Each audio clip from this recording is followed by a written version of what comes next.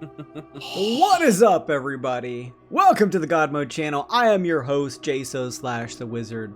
Tonight, we are jumping back into another session of our new campaign, Lucent Odyssey, our open-ended hex crawl Oregon Trail style campaign. Welcome, everyone. Thank you so much, Ketchy, for the raid. Hello, new peeps or returning peeps, whomever you may be. Welcome to the God Mode channel. We play D&D every Friday night at this time, 9 p.m. Eastern Time. We just started this new campaign, so if you enjoy the content here, we do stuff outside of this, like a whole bunch of D&D prep and things throughout the week. You're going to check out the schedule. I do pictures of the schedule over on Twitter. But yeah, if you enjoy the content, please give the channel a follow.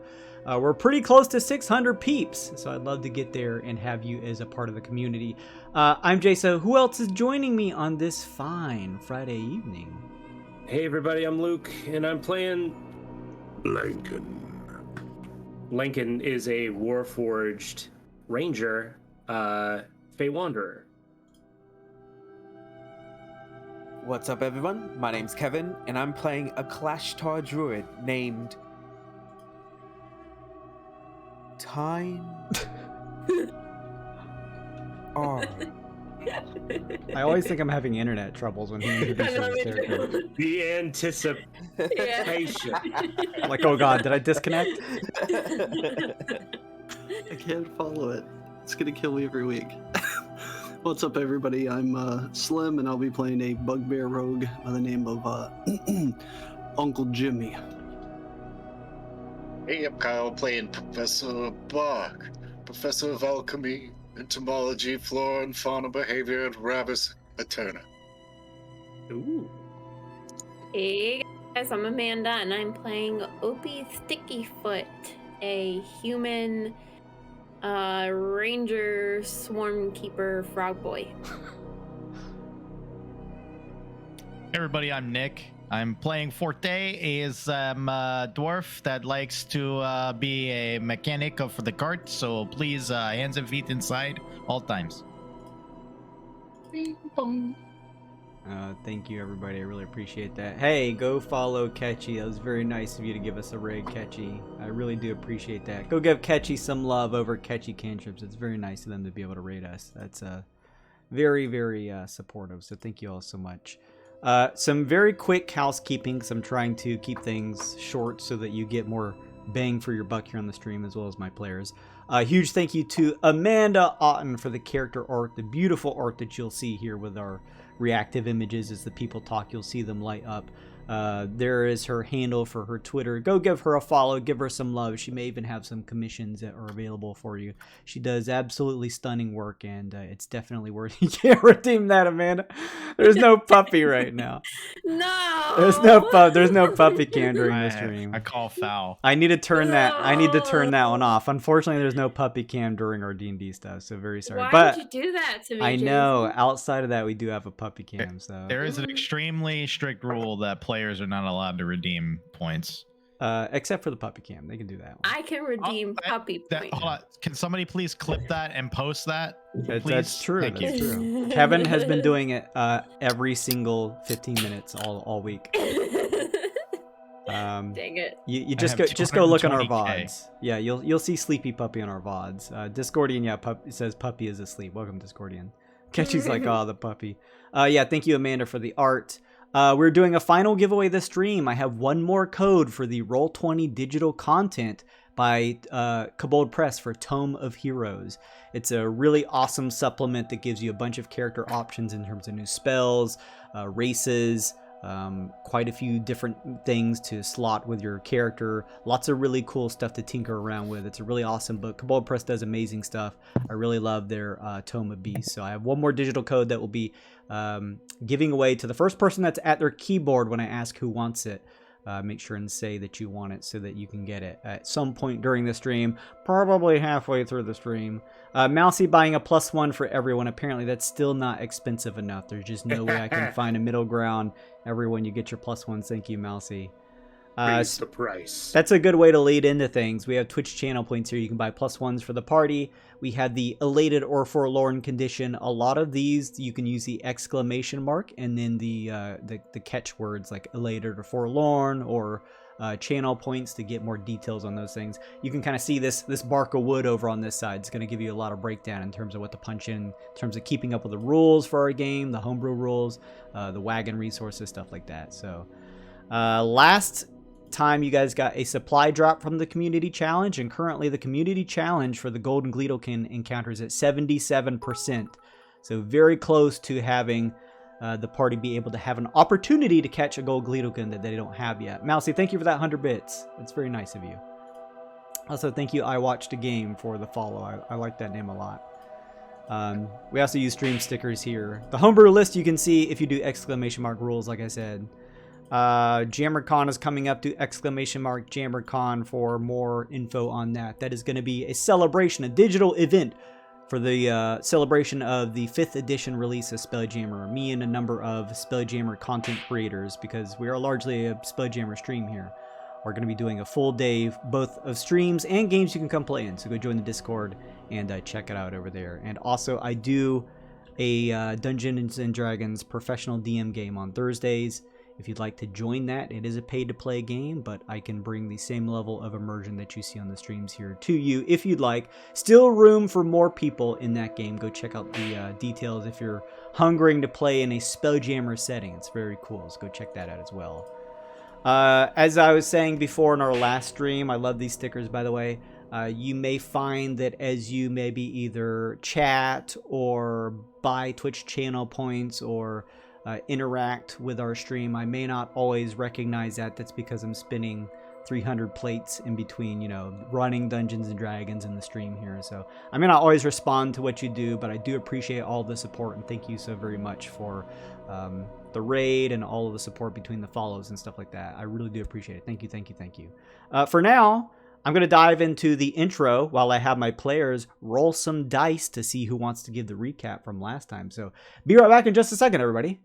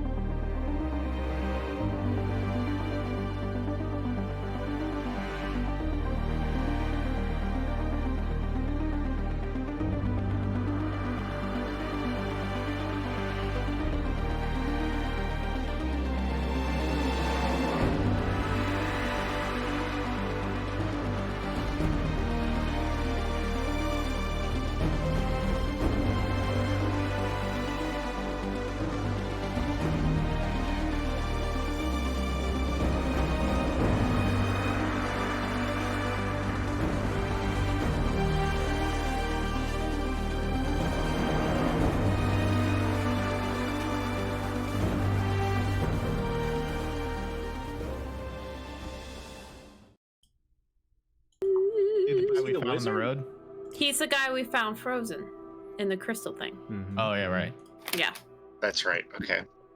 Yeah. You had a question for me, Slim? Yes. Good boy card goes away. Yes. Yes, good boy cards go away, and I have I also have inspiration cards to hand out to everybody. So I'm going to take that. Nice. Thank you very much. Go ahead, everyone, take those. If you feel like another person can make better use out of it, please give it to them. Now's your chance to trade or forever hold on to your cards. So each of you grab one of those. No, this is great. I get an additional 10 feet on my melee range, which is already a 10 foot. Ooh, that's so I pretty got, good. Weird, gross 20-foot long monkey arm. I got the one that can increase a spell save DC by 2 if anybody's interested in that. Very much, please. Okay. It's okay. I have a card that's good for melee. It immediately deal 1d12 lightning, or for your next attack, deal an extra 3d6 on a hit. Oh, that is good, but here, trade with me then, Kevin. You can have this Ghost Fire one because it doesn't require melee. Lightning rushes you. Yeah. Oh man, that's really good. I'm liable to use the damage option on that actually. I've got this one, but I can use it if it's not going to make one of our strikers better. I think I'm good with what I got. Okay. All right, go ahead and grab your cards. There we go. And then Yep. What's up? Oh, everyone got a +1. Kyle got 2 of them. Ooh. Oh, what? And that what's with includes you, Jason. Jason, you got 1 as well. What? Kyle got 2? What did he do to get Kyle 2? get 2. He rolled. Oh, my bad. 2 ones in a row. Yeah. He rolled crit fails for the recap. So To make up for the bad karma. Yeah. Speaking of Professor Bark / Kyle, what happened last time on Lucent Odyssey? As I recall, we ran into some trouble along the road. Had a bit of a fight with a ghost boar, if I remember correctly. nope, No? nope. It was insects. No. I wrote down. Oh, I see what I copied the fight from before. Didn't change a single fucking word. I got confused and thought we were a session behind as well when I was like doing a little bit of setup today. No, I mean legit. My notes for session 2 start with fight ghost boar, and my session 3 notes are fight ghost boar. Oh no. Oh well. But anyways, we found our way to a, I would say, humble town called Nightfall, with a crystalline structure protruding from the center therein. As we explored about the place, we discovered a, how do we say, survivor, I suppose, that fell from the crystal. A man, trapped in a crystal even. He foretold that it was too early for his arrival, but that he was placed there. I'm getting too wrapped up in the voice.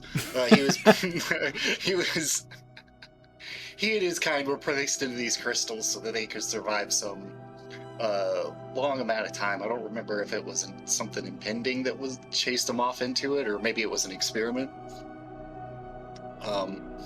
But he fell off, and we talked to him. Nobody else seemed to care in Nightfall. We searched around for some other quests to see what was happening. It was absolutely nothing. We found out Riff, Chord, and Strum were down south. I think we made the assumption that it was in the Horseshoe Wildwoods. Probably, maybe. The DM can't answer for sure. Oh, and then I have a riddle written down. Yeah, we bought one of them maps. Treasure map. Right. Okay. Yeah. That's right. We sailed a young newsboy for a couple of maps. We And paid him. we also ran into that rare map guy. Yeah. Oh, that's right. It was the second map guy. Also, yeah. It's both, yeah. Has anybody thought about the riddle? Has anybody solved it? No? No takers? No. Well, then we pressed on. We found our way to Reek Ranch, where we met a man named Randall. He told us that something was abducting his wild stock. And he asked, in favor of us staying the night, that we protect his livestock and maybe find out what's happening to them.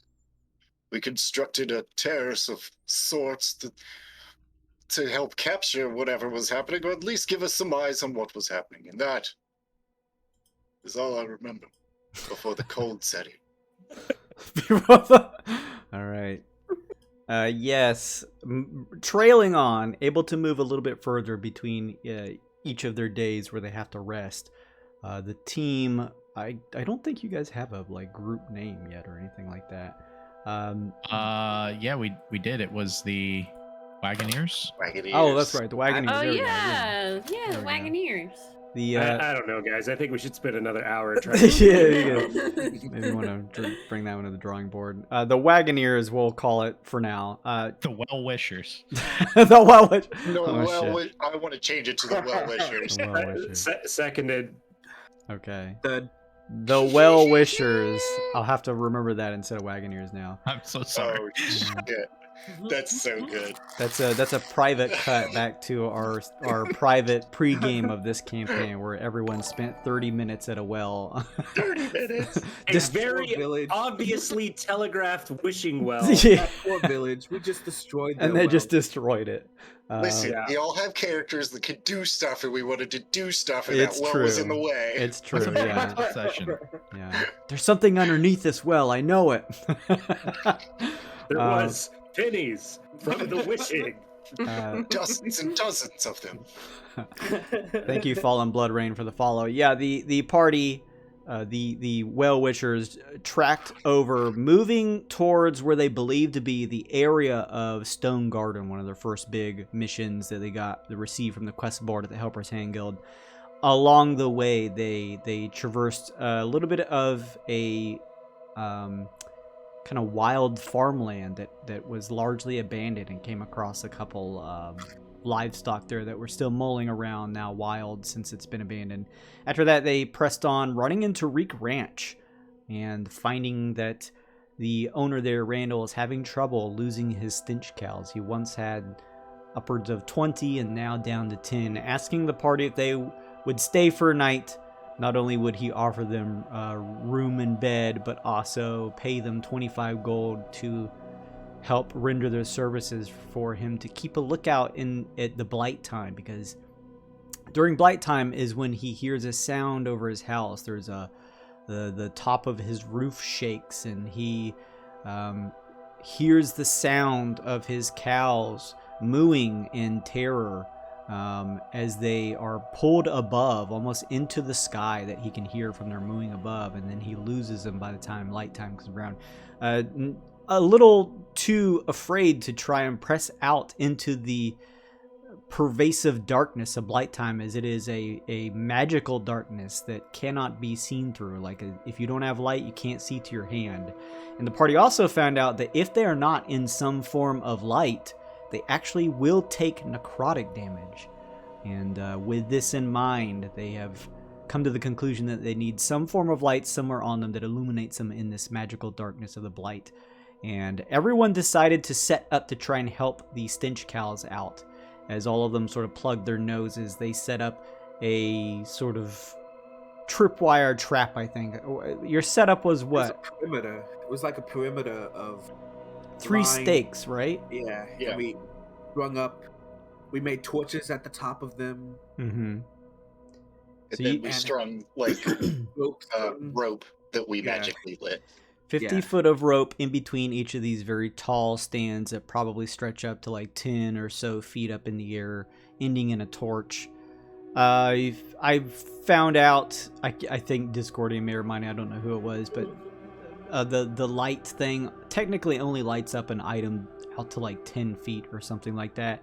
But we'll let it ride since each of you already did it to each of these 50 feet rope. We'll say your magic is just special for one evening.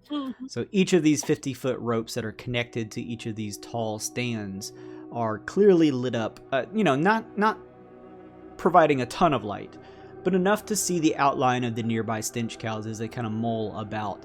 Close enough to where you feel like if there is some type of predator, no matter where they may come from, at the very least it may trigger the shifting or moving of this sort of tripwire facsimile that you've set up here at the ranch, hoping to help out Randall so that you get your reward and also a good night's sleep afterwards, hopefully, all things considered. So we ended the session last time with y'all setting that up and preparing to see what happens from here. So each of you right now, can you explain to me, just to remind me, you've set all this up, where are you currently? I don't have an image or like a map for this ranch. Just tell me the general vicinity that you'd be close to. The pin here is 10 or so feet before it starts outside of the ranch, and it's expansive. It spreads out, at least from what you can see, probably like a 60-foot radius, maybe even larger than that. But most of the cows are relatively gathered up closer to the front of the ranch nearby the house, so they can try and be in as much light as possible. At the edge of the pen for the cows, the sort of open range pen, dotted probably every 20 or so feet is a torch that has these glowing stones in it. So there is some light outside of the tiki torch perimeter you set up that kind of keeps things lit up at the edges of the pen itself. And most of the stench cows, the 10 that are left here, all spaced out, but within about 60 feet of 50 or so feet of one another, are collectively surrounded. You can at least make out the outlines of each of them here. Where are you located right now? Let me know. I remember Lincoln is just like standing, like doing a scarecrow impression on one of the 3 posts. Lincoln was scarecrowing. He also had his doll out, right? Oh yeah, it's attached to his back, so if anything grabs him, it screams. Okay. If anything attacks Lincoln, it screams. Okay, cool. All right, who else? Slim? I think me and Bark were in kind of like, bush, like towards, I'd say, the center-ish of the field. Okay. Smoking cigars in a pipe, just trying to not freeze to death. Sounds good. Who else? Is there like the stink cows are out in the field? Is there like a barn, or are they in the barn? There is a very small barn that seems to be outside of the pen that's sort of attached to the ranch house, and your wagon is actually in there right now. So that's what's loaded up inside of the barn. Then Opie would be like in the barn, but able to see out. Okay, so you're probably like 40 or so feet away from direct interaction with the stench cows. Okay. Okay. Tyne / Forte. What's the CR of a stink cow? About a half or so, I would guess. What a D&D question. Probably nothing high. Stench cow, D&D Beyond. Let me see here. Why won't you just pull up on Guys, D&D Beyond answers all questions, and you need to know the level, difficulty. Guys, buy your content on D&D Beyond, and then have to forcefully double dip to get the same content over on Roll20. What? I typed in Stowkinch. My dyslexia in full force. Does not support autocorrect. It is. CR is a quarter, so very low. What does everyone think I could wild shape into a stink? Ooh. Oh, like a decoy? Maybe an early alert system in case we are visited? If you are Go ahead. I was just gonna say, just have to make sure you aren't abducted. Yes. If you are taken, then what?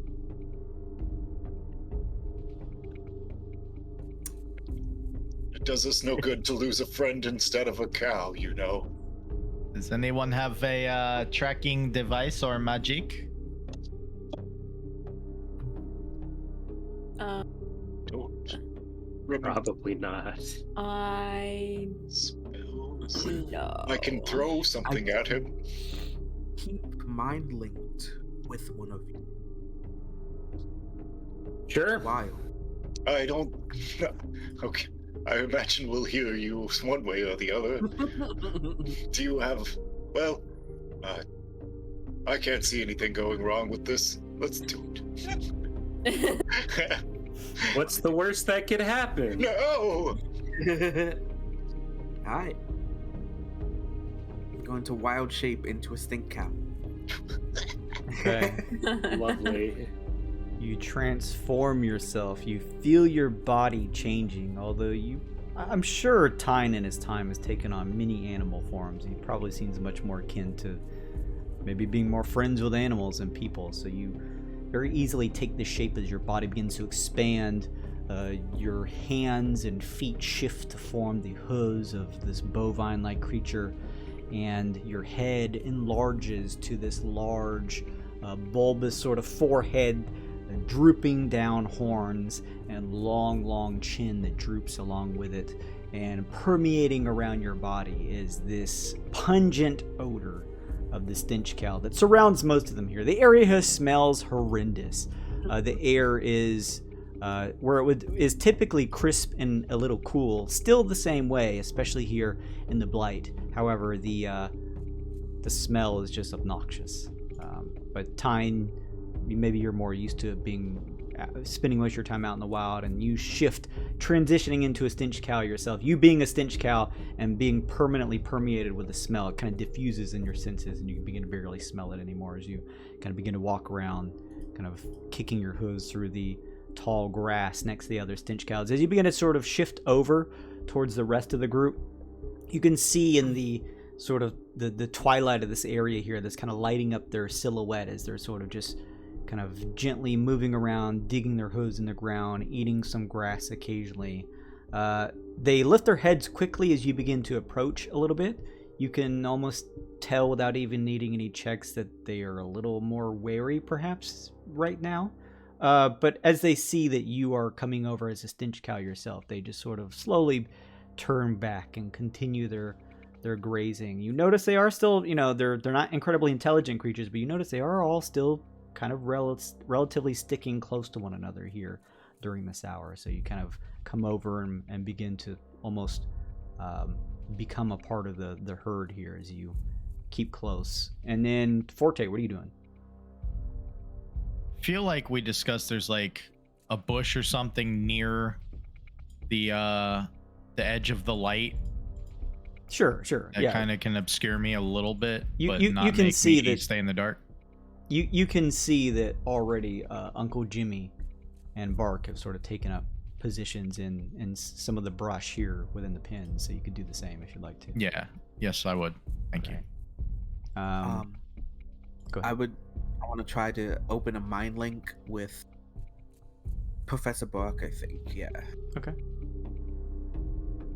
You feel the sensation, Professor Bark, that Tyne is establishing a mental link with him. That you could speak to one another. Do you hear me? Yes, like my own thoughts.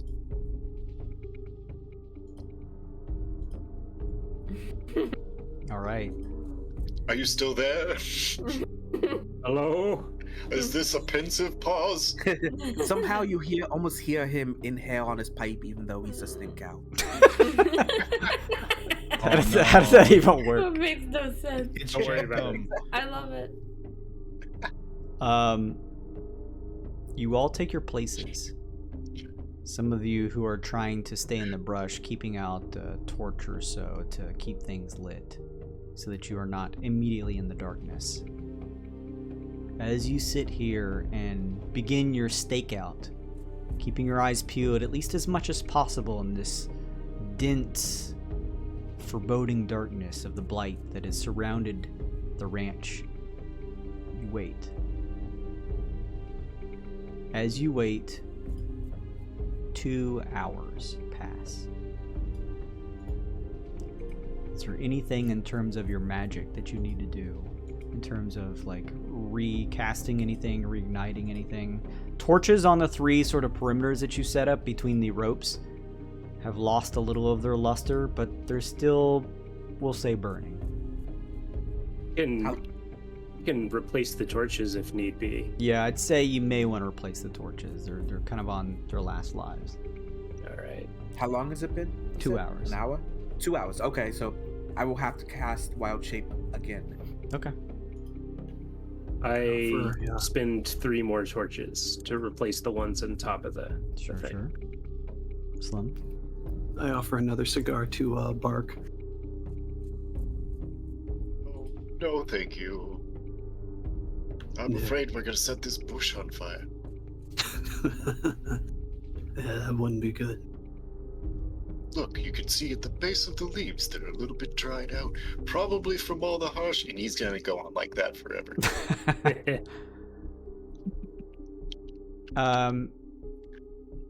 2 hours pass. In between the 2 hours, seeing that the embers of the torches are beginning to wane, one of you goes and replaces the torches. I'm sure Lincoln kind of goes over and just replaces them silently, moving through the grass. You see all now, in the darkness, watching Lincoln just without a sound, despite being made of bone, move through the darkness to replace the torches. You are so glad that he is on your side. Friend. Just echoes from the night.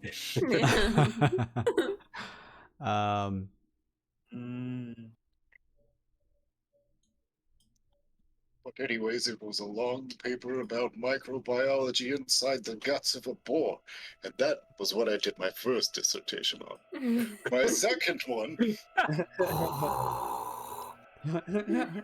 You begin to hear the sound of shifting, of a reverberating, bouncing sound.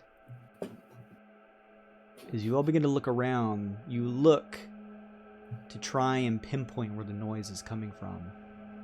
All of your heads swivel and turn towards the ranch house itself.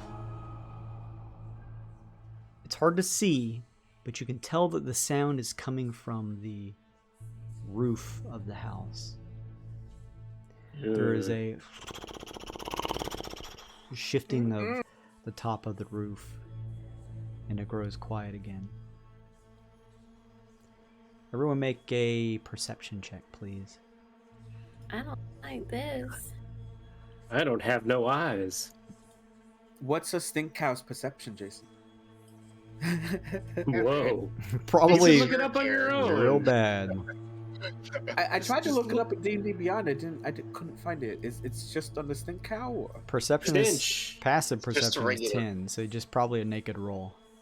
It's also spelled with a K. Cow is spelled with a K. Yeah, That's it's probably why. it's Um, spelled like I do stuff in my games, real stupid.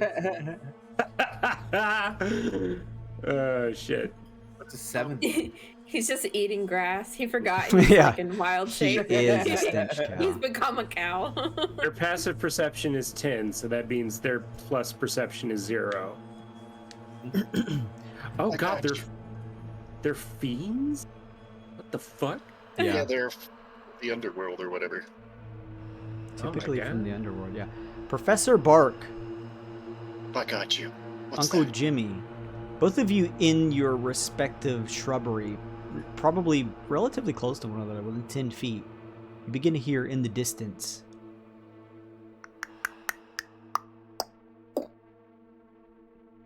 the sound of clicking coming from far above you. It's faint. You barely pick it up, but you do hear it. I don't say a word, and I just kind of like slowly turn my head over to look at Bark and see if I can get his attention and look back up towards the roof and slowly put my hand on my hand crossbow, readying it. Steady, Jim. Wait for it to come to us. The both of Fools you- rush. The both of you look up into the sky, but you can't see anything. It is pitch black right now in black time. Do you relay that message to Time? Oh, yeah. Good. I just thought of this. I should probably tell Todd. We think something's coming. He thinks to Time.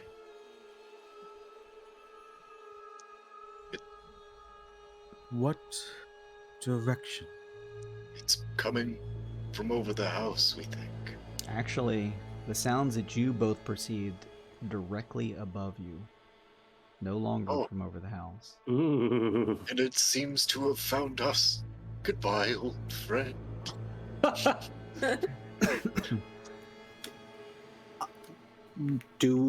Looking up, do I see anything?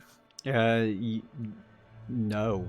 Like I said, without your cigar lit in your mouth, you can see nothing at all.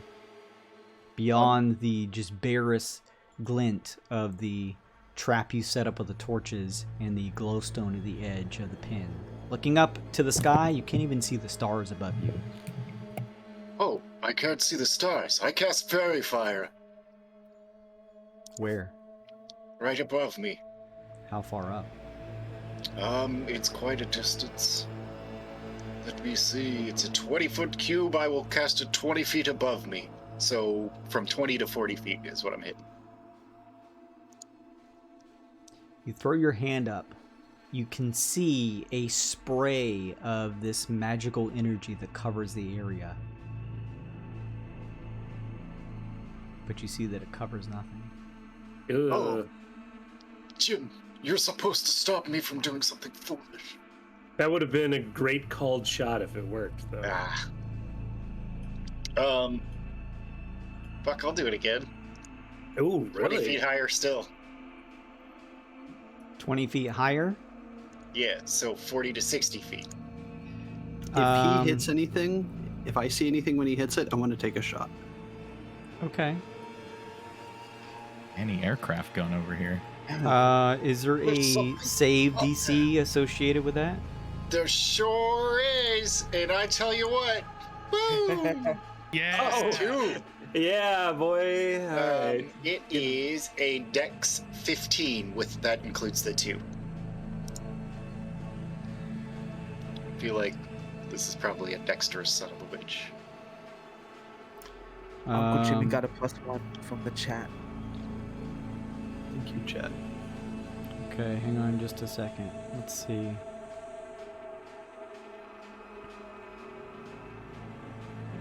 It's up there somewhere, Jim. I'll find it, Jim. You throw another hand up, Professor Bark. You see the spray again of your fairy fire. It's not very bright, but it just sort of awashes like a spray of these tiny twinkling motes. That way, if it was to hit anything, it would cover something and you could see it. You almost see that this time when you cast it even further up, there is almost like a swish, like a swaying of your tiny little motes in the air of your fairy fire, as if something may have been nearby, but it still does not catch on anything. No. Oof. Okay. Damn. It's out there somewhere, Jim. Everyone... And then I'll whisper mind link Tynar. It's coming. And quickly, I guess this is kind of bookkeeping, but are we between the cows and the barn about halfway, or the farmhouse about halfway, so I know that it's moving fast enough that Tynar is imminently in danger, or is it slower than that? I'd say you are close enough to the herd that you know it's moved. If that was the thing that was moving above the roof of the ranch, it is now probably in position to be a danger to the stench cows. All right.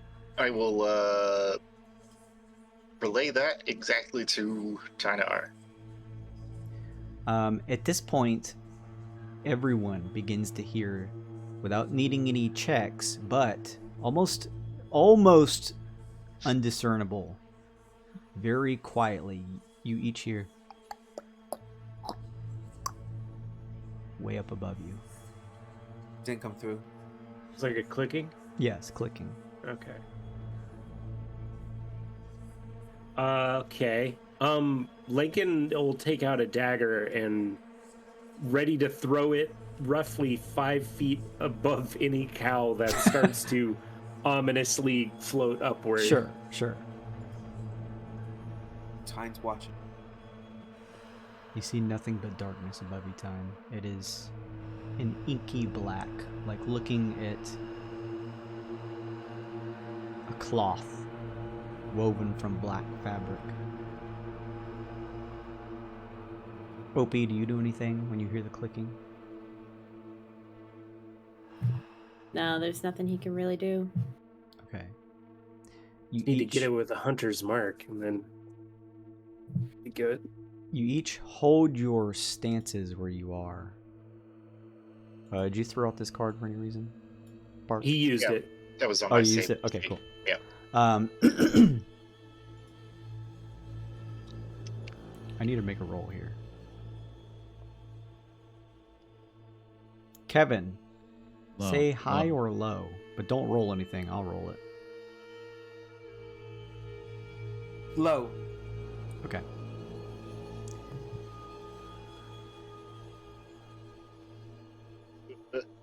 It's quiet. Each of you waiting. Unsure. This would typically be a difficult job at night because it'd be difficult to see, but here, almost doubly so, as you can't see anything above you. That clicking you heard, the subtle sound, is gone now. You feel like you've waited for an additional minute, another 2,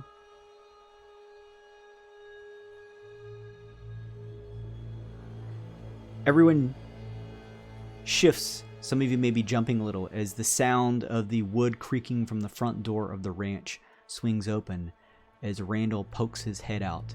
He tries to be as quiet as he can, putting a hand up to his mouth and trying to speak in a low voice, but doing that weird oxymoronic thing where he's trying to speak loud enough so you can all hear. He says, "Hey, y'all seen anything yet?" As he says this, immediately nearby, you hear one of the stench cow. Kevin, Tyne R feels out of nowhere the gripping of what feels like several teeth being plunged into your stench cow back. This mouth from these teeth is vast and large. Everyone begins to see the cows quickly shifting in pain. And then as everyone has things ready, you begin to see 3 or 4 of the stench cow, including the one that Tynar has shifted into, begin to lift up from the ground. This is going to be a challenge roll for everyone. Please tell me what you are doing and the appropriate ability check to make along with it for this skill challenge. Let's start with Lincoln. You had your dagger ready. Do you want to make like a acrobatics check or something to throw a dagger that way? Like sleight of hand. Sleight of hand, okay. Yeah. If I can get it, if it bleeds, we can kill it. If I can get it to bleed, I can at least see it to Hunter's Market. So that's the plan right now. So I throw my dagger. Okay. I'll Classic say Luke roll. Even seeing the stench cows begin to lift like a foot off the ground, like something has gripped on them and pulling them up, you still cannot see what it is that has them gripped. Does that mean should I roll at disadvantage or like what? No. I'm just saying they can't be Hunter's Mark. Okay. But I'll put a +1 on that. 11. Whatever. Okay. You still like Lincoln still reflexively sort of like swings his bone arm and throws a dagger. Forte, what do you do? It's gotta be off my skill table, not a spell. I'll say you can do a spell. Yes. Make sure it doesn't require sight because you can't see it. I don't have any AoEs that are not point blank yet because I'm too low level. Can I offer that? Are we going in a specific order, Jason? No. Because I think I'd like to try it. Let somebody go in front of me and see what we can do, please. Yeah, I also have an idea. Yeah, whoever wants to go can go. Yo, one last time, Jim. Blah. DC 13 deck save. Because we kind of know the general placement of it, right? Yes, 3 or 4 of them probably directly over the stench cows. Oh, include the stench cows and the fairy fire.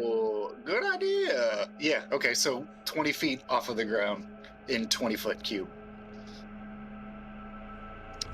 That includes the ground to 20 feet is what I meant to say. Mm-hmm. All of the stench cows fail 13 because they're stench cows.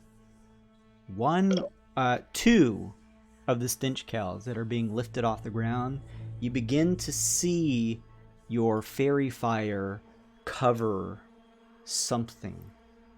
It is large. Probably at least twice, maybe even 3 times the size of the stench cows. It looks...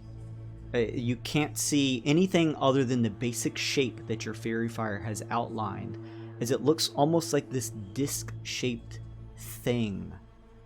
And as the fairy fire covers it, it just barely shows the gripping mouth underneath the thing. You can't make out many of the thing's features, but you can at least tell this thing looks like a disc-shaped creature of some sort that is gripping onto the back of the stench cows with its mouth and attempting to pull them into the air. This is what your fairy fire looks like it is outlining. Hell no. It's fine. No. It's fine. No. That sure does look like a fancy hat from here. You Wings. do that, Bark. Who else? If anyone doesn't mind, I'd like to follow up since I was shooting with them and just take a shot at one of them. Okay. Yeah, did it fail its save, or is it just flavored that it worked? 2 of them failed their saves. Okay, you have advantage on those. As long Since as the spell lasts. Since it's a skill check, I'd use sleight of hand since I'm shooting. Sure. And I'll add a +1 to it. Sure.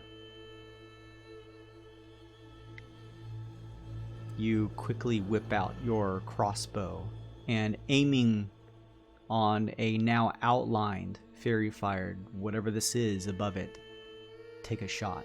I will reveal the conclusion once everyone gives me their skill check. Who else?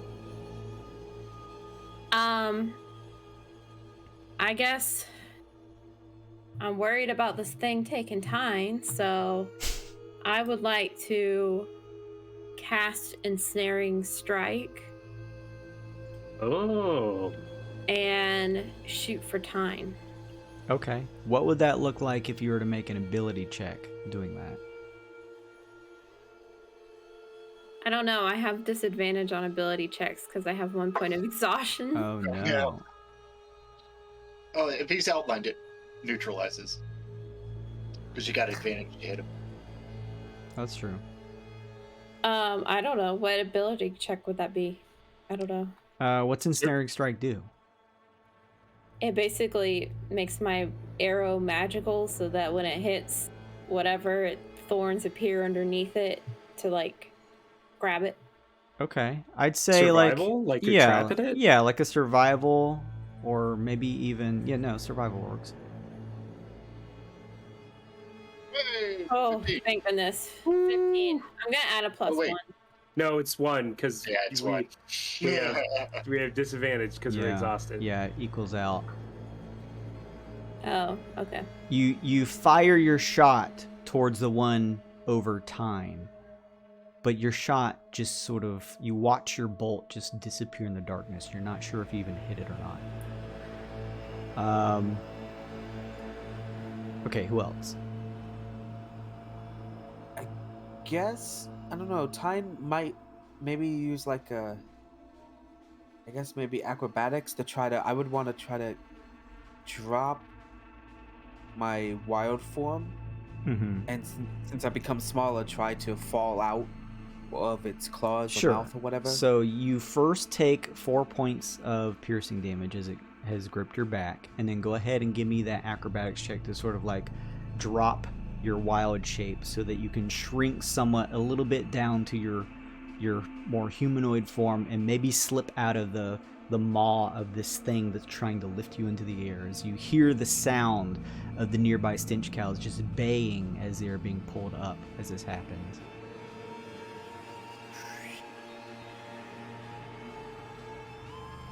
All right, pretty good. You with a quick flick of your hand feel yourself shifting, I guess now gaining your hand back from your hoof. As you do a quick snap of your hoof, you begin to shift back into a more humanoid form and hopefully escape the clutches of this thing. Let me see. Who's left? Forte? Yeah. I don't have a lot of options. Anybody have a... What's the radius on the tiki torches?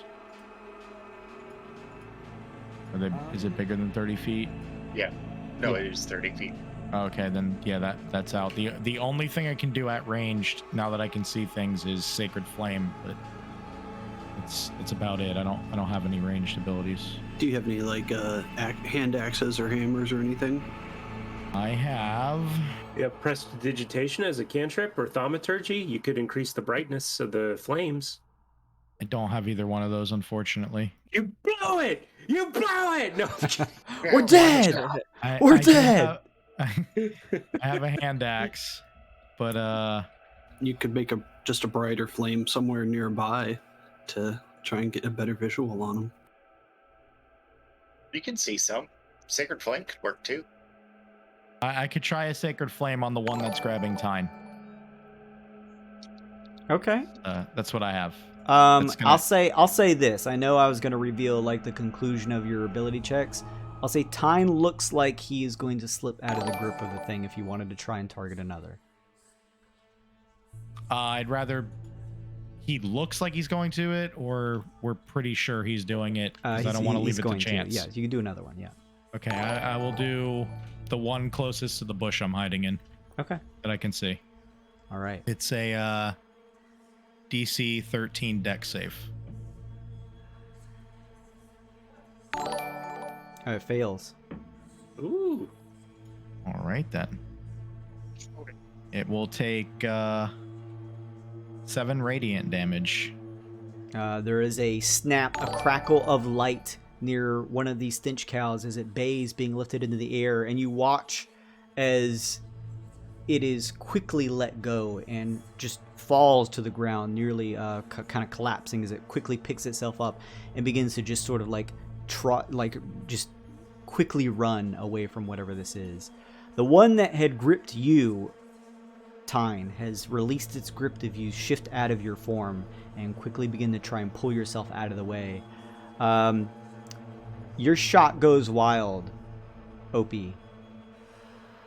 Yours, however, Lincoln, meets its mark as you just sort of toss it at least somewhere up above one of the stench cows that's being lifted in the air. You don't need to see it, you just need to aim just slightly above the stench cow.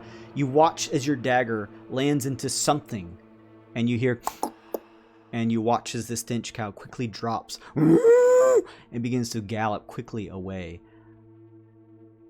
Nice. Let me see here. Your crossbow bolt also hit one as well, I believe, Uncle Jimmy. Yes, your bolt flies, nailing one of the ones as well. I believe that is Tyne. Lincoln hit one, Uncle Jimmy hit one, and then Forte hit one. You watch as the 4 cows that were lifted into the air, you quickly all reacted, some more successful than others.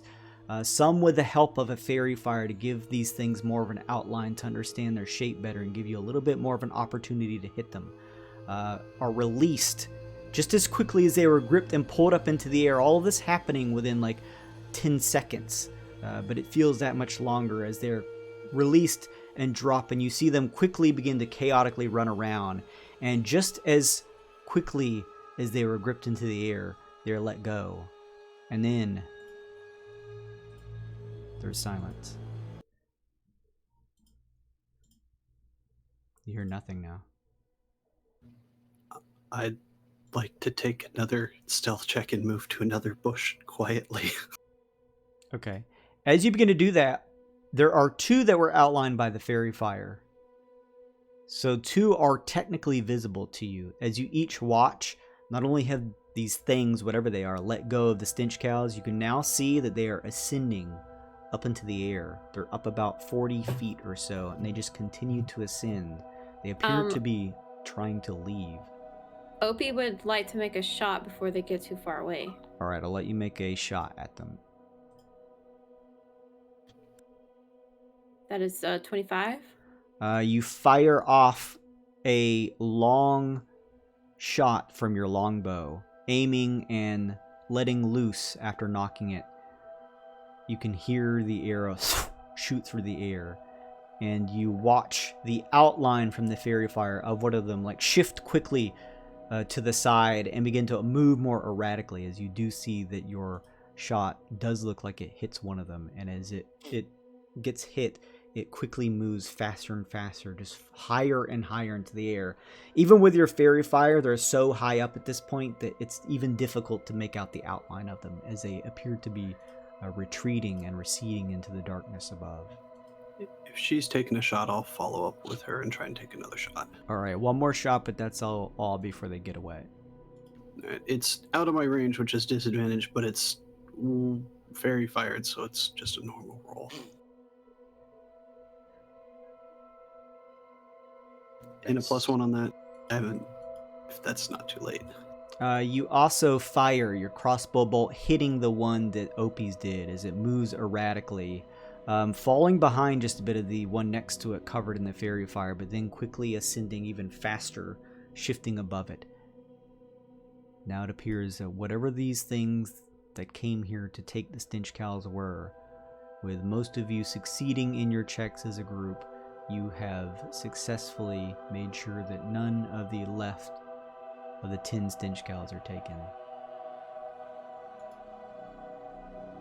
We did it. Disappointing. I wanted their teeth. Is that are you okay? What the hell was that? Well, actually, nature check history. Yeah, I think Tyne would make one as well. I'll say you guys can make them, but it's a disadvantage because you did not get a really good look at these things. Even Didn't- Tyne being right there.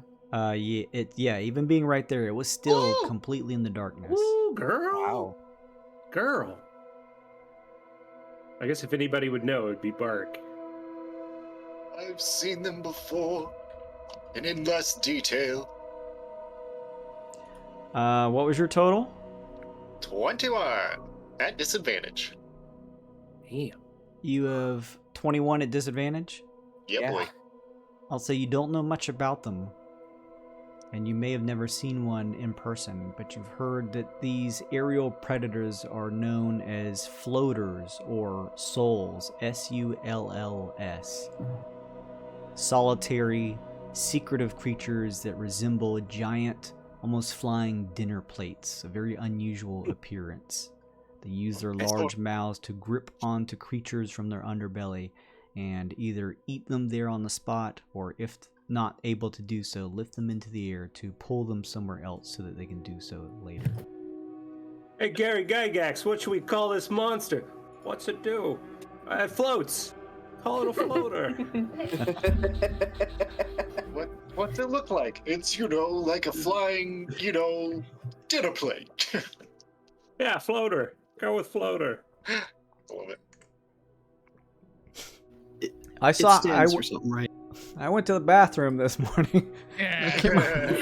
Oh, come on. It's not like some bad acronym like SULLS, like for anything, is it? Secretive, unidentified. Life leecher. The life leecher. There you go. Yeah. Oh, man. Lightly aloft. Well, we know what was stealing the things, even if we didn't stop them permanently. Is that guy still? Did he see this all? He was like yelling out to us when it happened. You heard the sound of shifting wood as this all began to happen, Opie, and you being kind of probably closest to the actual ranch house since you're in the barn next door. You kind of peek over. You can see the front of the house where there's a porch and stuff too. You can see out of one of the windows, the door's closed again. Out of one of the windows, just like peering over it inside of the house now is Randall, who's just like watching. You can see now he has a pitchfork in his hand next to him too as he peers out. Opie will go over to the house and be like, Mr. Oh, Jesus Christ, he says, seeing you from the mirror. I think they're gone. My God, son, you scared the bejesus out of me. Sorry about that, mister. He does that thing where he just pops up from underneath the window. Hello!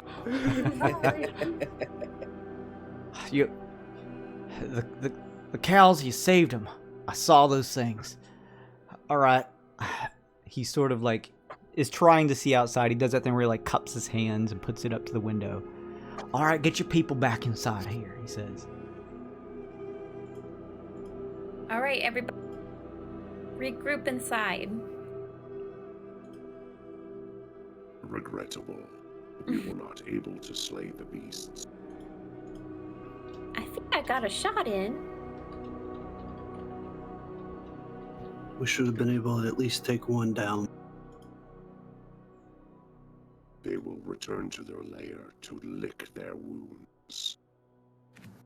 Yeah, let's hope they come back. Just maybe not tonight. Yeah. Just later, when there's another adventure party here. I guess we all go back inside. Yeah. Randall opens the door and sort of ushers you all back in and says, "Oh my gosh, I can't believe it. I saw what y'all did out there. It's some type of magic to at least get a look at what those things might be. Some type of unidentified flying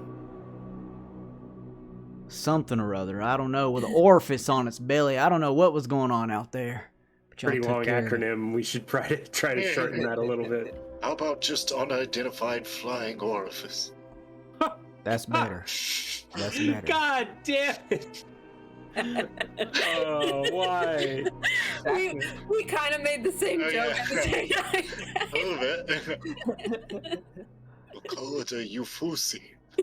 Aw. A Yafusi, all right. No, don't make it canon. Done. Fusi. Don't canonize it. I didn't think UFO was good.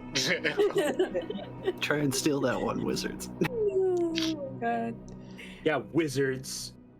Know you're watching. If only. Was y'all able to glean any other info from those things y'all saw out there? Y'all know what that was? I mean, we give them the long and short, right? Yeah. Okay. And they hunt in packs. And that is all I can remember about them. Well, at They least fly now. as far as I can tell, y'all put a couple of holes in one or two of them. Maybe that'll scare them off. Nothing I could do in the darkness. Can't see a damn thing out there at night. Got the glowstone at the edge of the pen, but that don't light up much, even with the reek cows next to it. I appreciate y'all helping out. Well, I'm gonna go tend to what I can, try to dress some of the wounds of the cows. Y'all are welcome to come help, or I understand what y'all did out there might have been a little stressful, so not a whole lot of room here, just myself living at the ranch, but y'all are welcome to shack up in any corner of the house here you'd like. Got a couple blankets and stuff you gotta lay on. Get a little shut-eye, at least y'all aren't sleeping in the woods or something like that. Appreciate your help. Help you with the cows, mister. I duly appreciate that, little one. Just be careful. I only need 6 hours of uninterrupted rest, so I can help them for a couple hours. Okay. We've got pretty good medicine and animal handling. Yeah, but you guys need sleep, though, We need right? rest. Okay. Yeah. Oh, P, I know you're keen to help, but you look quite, what's the word, exhausted. Yeah. Kid, you wanna like shit. Why don't you come on in? Yeah, you wanna go help me for like 5 minutes, go check on the Auroch, and then let's get some shut-eye, kid.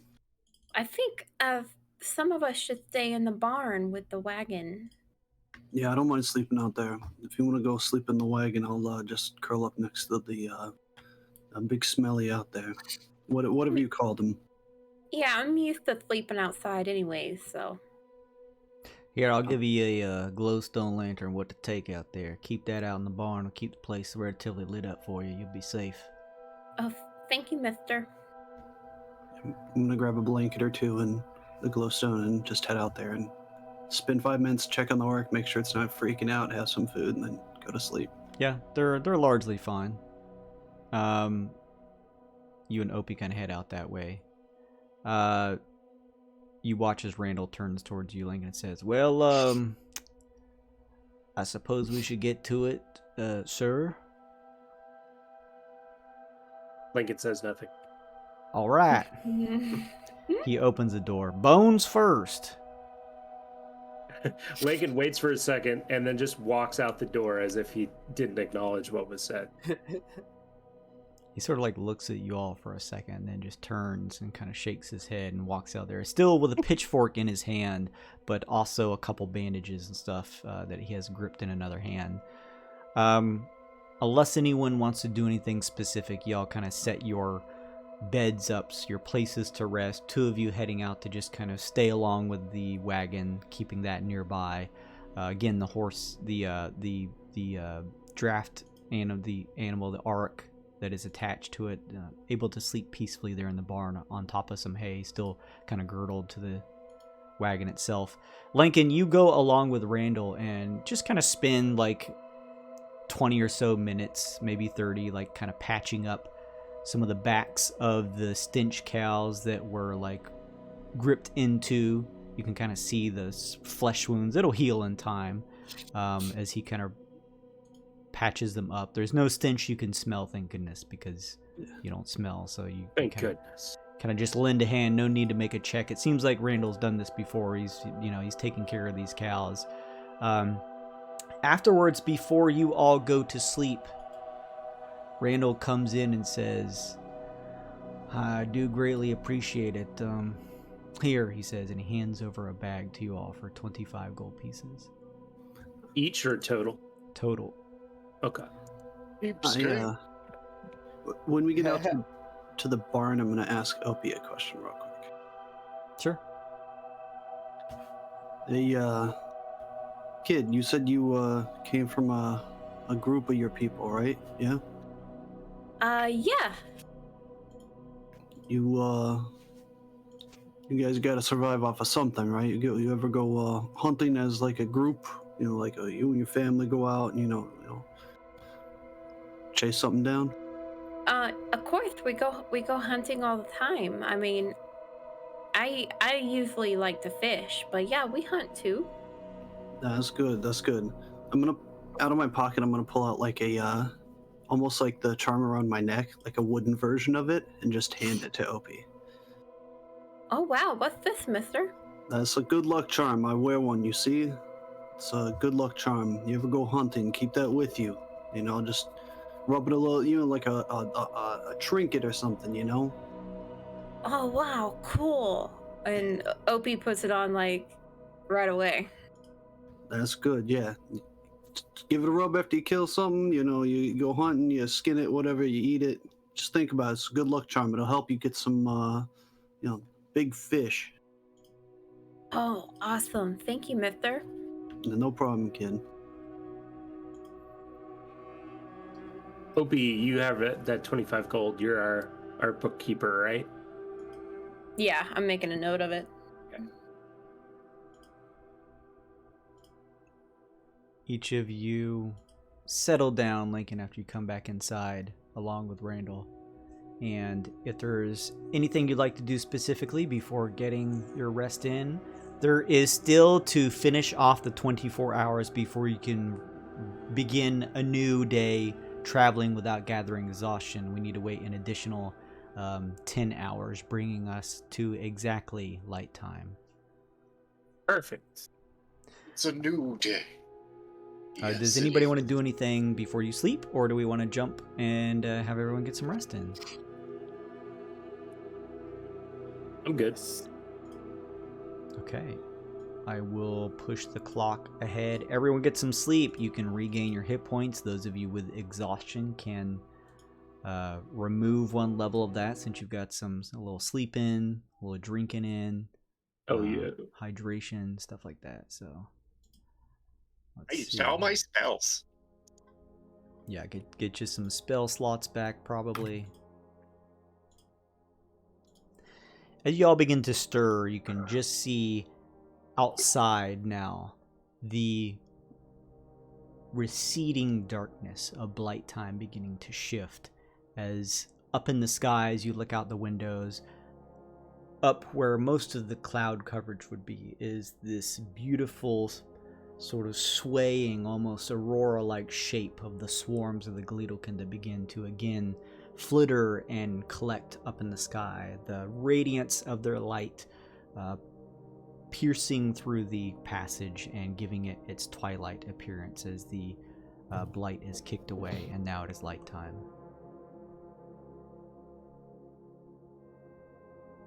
Randall wakes up and heads over and says, "Well, I duly appreciate it, y'all. Thank y'all so much.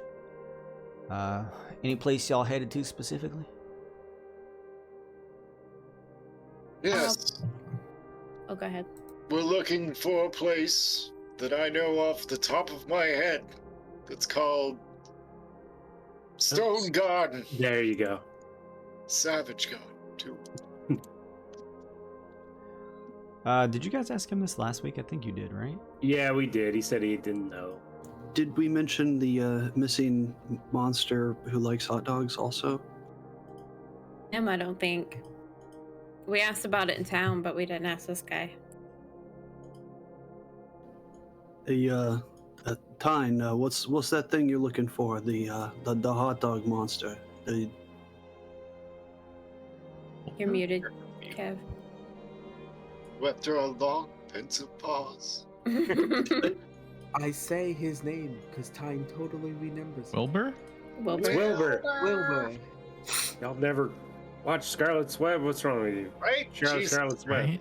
Scarlet. Scarlet, Every Same thing. piggy is Wilbur. That sounds real mighty strange. Never heard of no creature called Wilbur before, I'm afraid. I also don't rightly know about our gardens, but y'all seem like people looking for interesting places. I'm assuming. Yes. There's a area up north around the raised fields. Place where a collection of druids, I heard, used to collect. Used to do all kinds of rituals.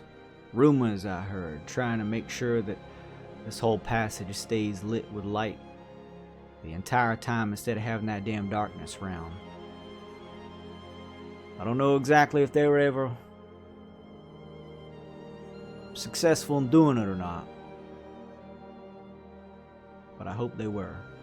And as he says this, he points out on your map using the purple circle up here, the general location of where he thinks it may be located.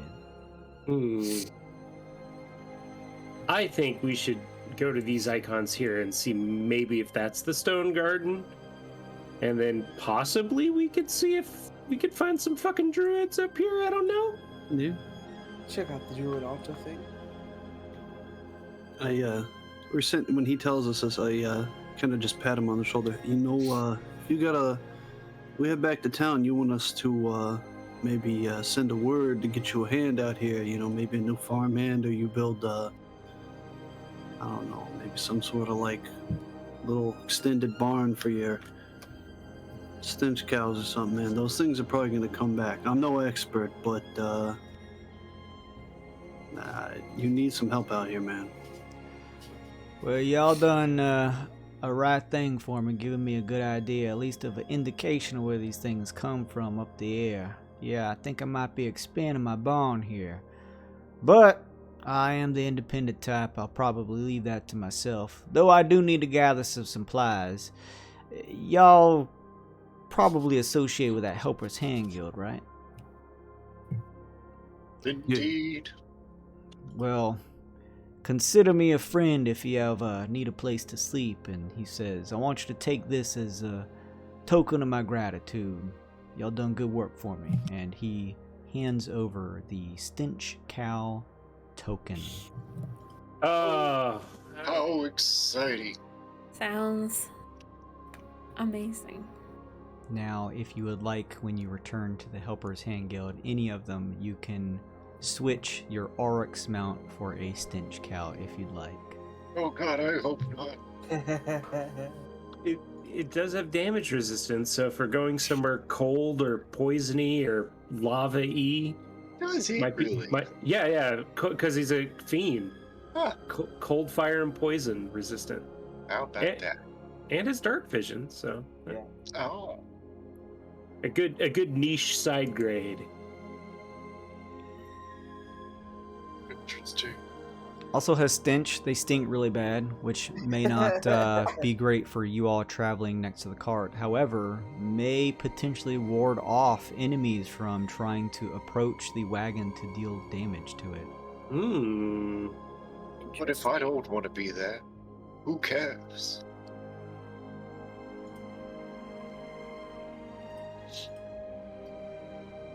With that, Randall gives his regards and wishes you the best on your future journeys. Good luck, y'all.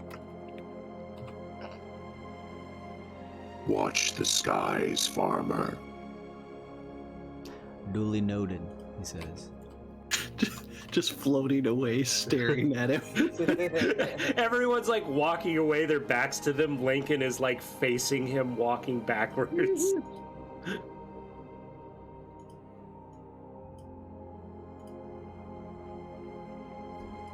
All right. Okay. What would you all like to do? You go get your oryx. It wheels the wagon back out of the barn, throw some things onto the wagon, and ready to continue. If you wouldn't mind, please post up where your characters are located around the cart. Hmm. Hey, Jason. Uh-huh. It's like 10:22. That's almost like 10:30. It's pretty close. Thank you for reminding me. Hey, chat! Who wants to win the digital...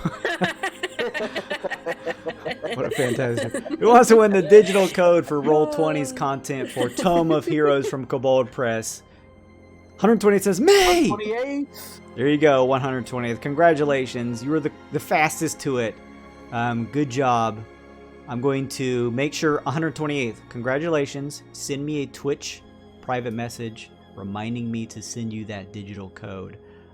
You have access now to the Tome of Heroes content by Kobold Press, so there you go. I really duly appreciate it, so thank you so much. And thank you everyone for watching and hanging out with me this evening. Discordian says, if Lincoln is just bones, do their limbs have to bend in the way ours do? Could they actually walk backwards with their limbs undulating in the opposite direction? Yeah, definitely. Just pop an arm off and put it back on the opposite way. It's fine. I don't want to think about that. I don't want to think about that. It's All not right. kneecaps. They just work both ways. Yeah. It's got that easy flow elbow. Goes both ways. You leave It's the just- ranch. Sorry, Kevin. What were you gonna say? It's just stupid. Never. Keep going. You leave the ranch behind, continuing on your journey. Where would you like to head next? Yeah. Sure, that one. Why not? All right. The wagon moves ahead, continuing on as you press forward an additional 2 hours. So let me do this. That'll bring you to 2 light time. So there you go, a tick, Amanda. And let me roll one of these to see what our random encounter is on our big random encounter chart. Let's see here. It's going to be that one there. And then...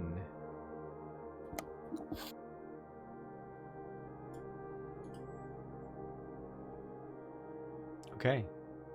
You all continue to press on. 2 hours pass as you continue your journey at a normal pace. Nothing happens. Here, I vote. Do it. Pull the trigger. Let's go. All right. Pressing on forward here.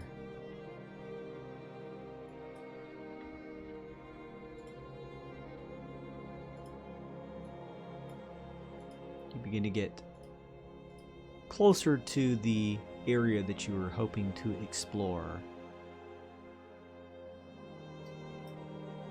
As you do, hang on just a second.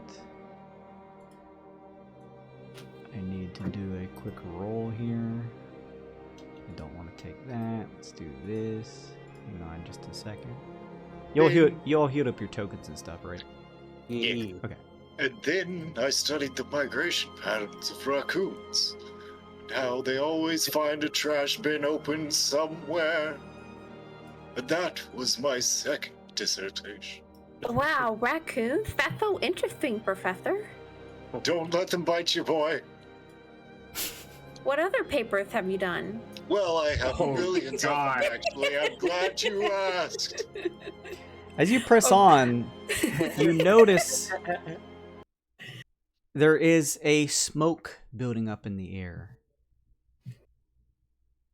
you can see it beginning to rise up from the nearby kind of forested trees and things like that, some of the shrubbery. And as you press on, you notice this area looks like it's been burnt, like the grasslands around here have been lit aflame. You continue pressing on. The smell of cinder and burnt grass and greenery begins to kind of fill your nostrils as you continue to press on. You continue forward, and it's not long before you begin to notice that quite a few areas around here are actually on fire. Not enough to threaten you or the cart or anything like that, but certainly, sort of like strange occurrence that you see here. You don't really notice where this fire may be coming from. It just kind of continues on pervasively. You try to begin to wind around the fires, moving across through it and doing your best so that you don't sort of like get caught as you try to move the wagon on this kind of, there's no road here, so you're just trying to navigate so you don't find yourself like caught in an area where the fires kind of trap you in. And as you press on, you see something shifting up ahead through a wall of flame as it begins to push itself out. And I'm going to switch maps here. Come on, Smokey the Owlbear. Come on.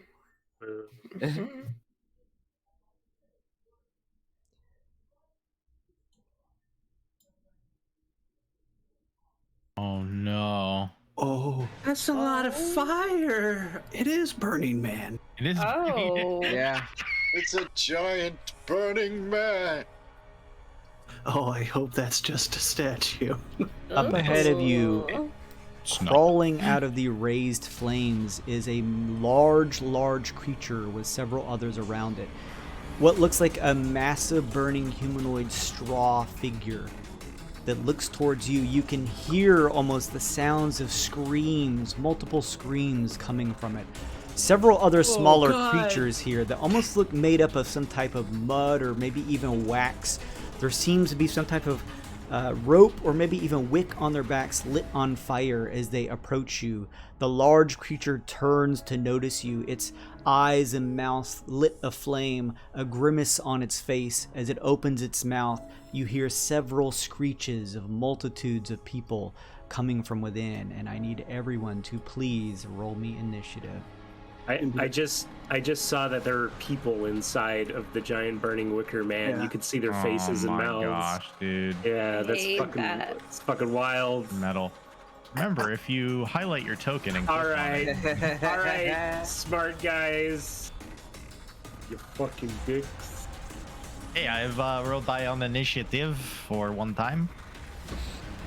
Out of the side eye corner of Uncle Jimmy's eye, how many feet tall is this giant burning man? He's huge, so he's easily 15, if not more.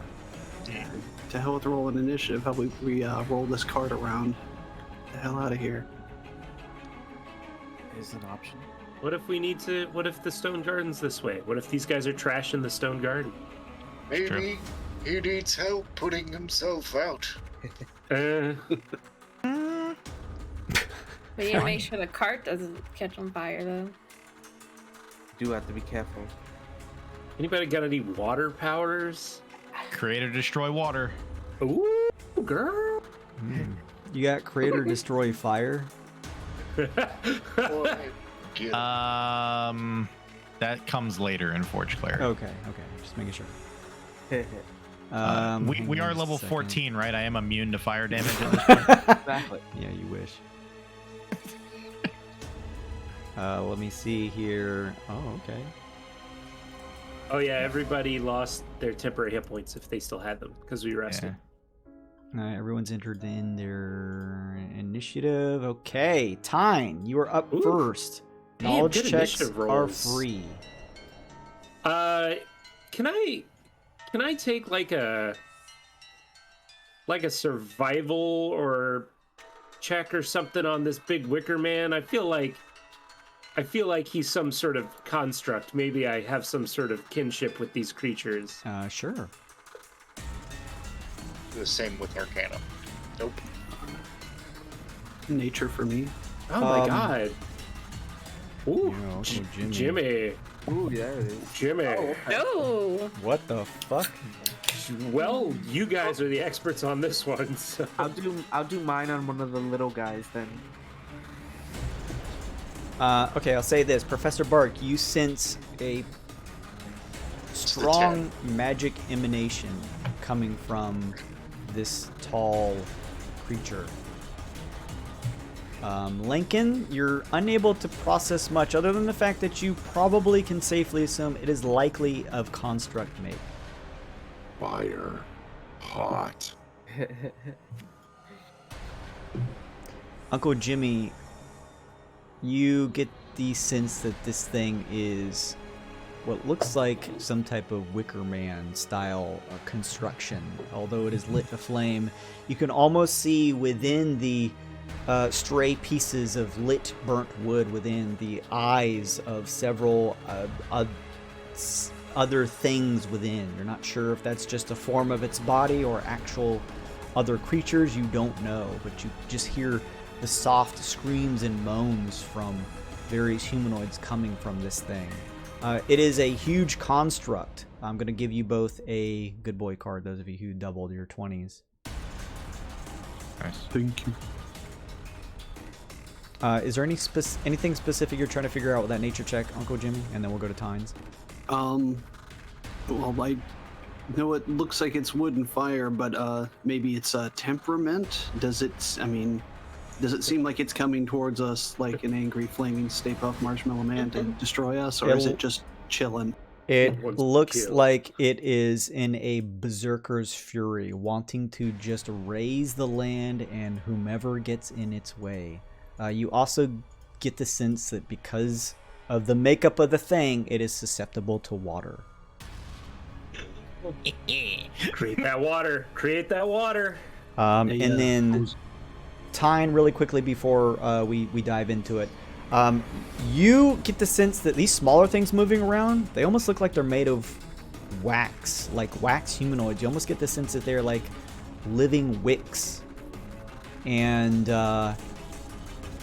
they emanate a certain amount of magic. And you get the feeling that you should be careful around them because they can end their lives by consuming the last bits of their flame and burning everything around them. Yeah. shoot. Guys, I don't know if this is a good idea. If the wagon catches on fire, we're gonna lose everything. Uncle Then we Jimmy, must meet them on the field of battle, away from. Uncle Jimmy and Tyne, you, with your both natural 20s, get the sense that whatever nature energy is emanating from these things, it is dark. It is something bad. These should not be. Yeah, this ain't good juju, man. We need to get out of here. At least get the cart back, like you said. If you want to try and hose them down, use some water on them and we gotta back up. This ain't good.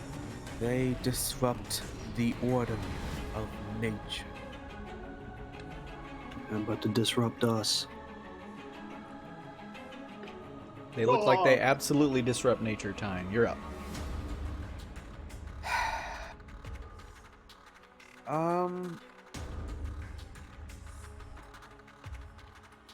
If it seems like we're gonna stay here for a sec, I'm gonna activate, let's see, my spirit token with the unicorn spirit, so that way when I heal people, other people get healed also.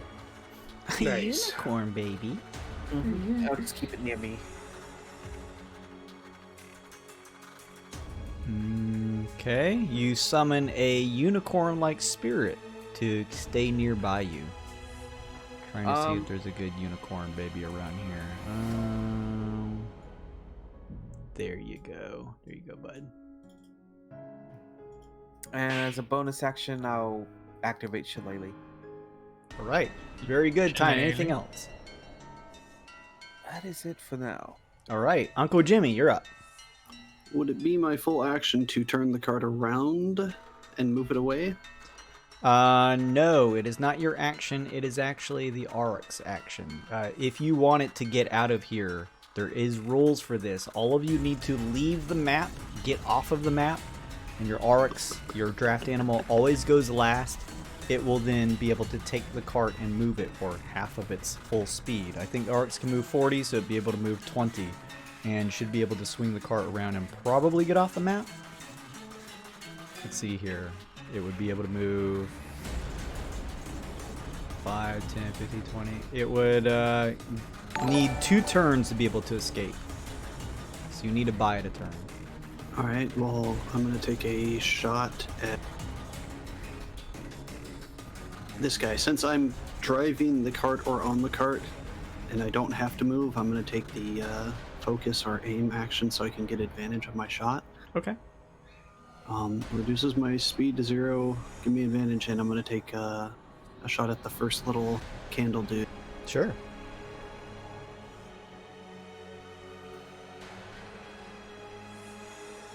Look at that wall attack. +1, adding one of my +1s if I can. Is that 2 attacks or the one with advantage? Just- So a 19? Just one, yeah, 19. 19 hits.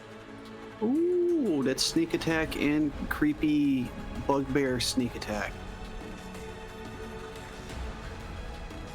5d6 +3. Oh, so impressive. Nasty.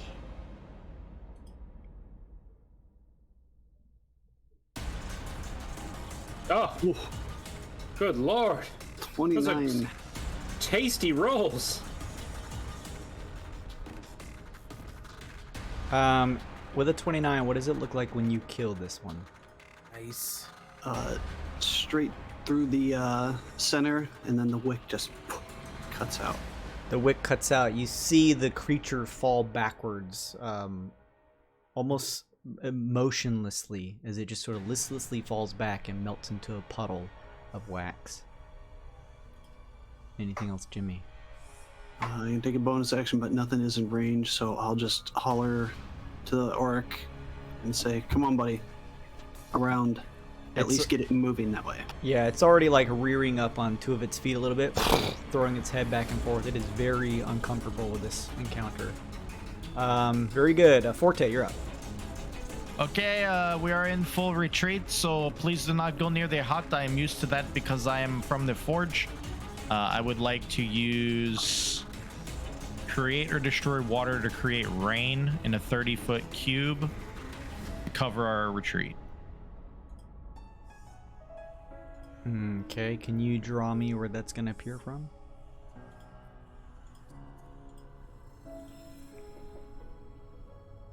Start no measure 30. Nice. About right there. Looks like it'll impede them pretty good. It gets. You got one more square on top or bottom. Oh, closer to us. That way it makes it so they gotta run through it. So that right there. Is that any sort of like disadvantage to their movement or anything like that? No, it just creates rain. Okay. You watch as Forte throws his hands forward. Is it the one that's kind Extinguishing exposed flames in the area. of... Okay. You watch as the rain pours down here, hitting the Wicker Man and the Living Wick. It does sort of put out some of the smaller flames that are sort of raising the ground around the grass nearby. But as the rain hits the large Wicker Man-like creature in the Living Wick, you're not sure if Forte, maybe their flames are magical of some type, but it doesn't look like they're that, thrown off by the rainfall. Fair enough. I will move to put myself in between. Mm-hmm. And that is my turn. Right, very good. Forte. Lincoln, you're up.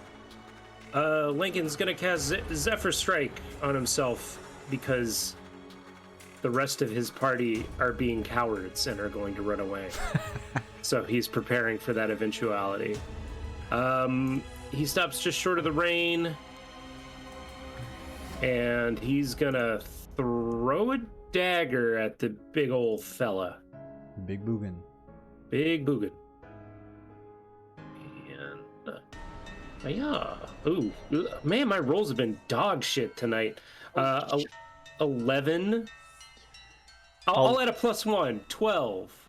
It may be somewhat intimidating due to its size, but that just makes it easier to hit for you, Lincoln. That hits. Hey, cool.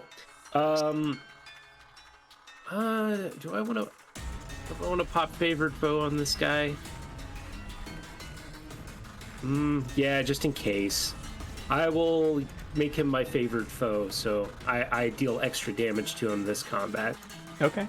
Oh man, Cool. Making up with it for good damage rolls though.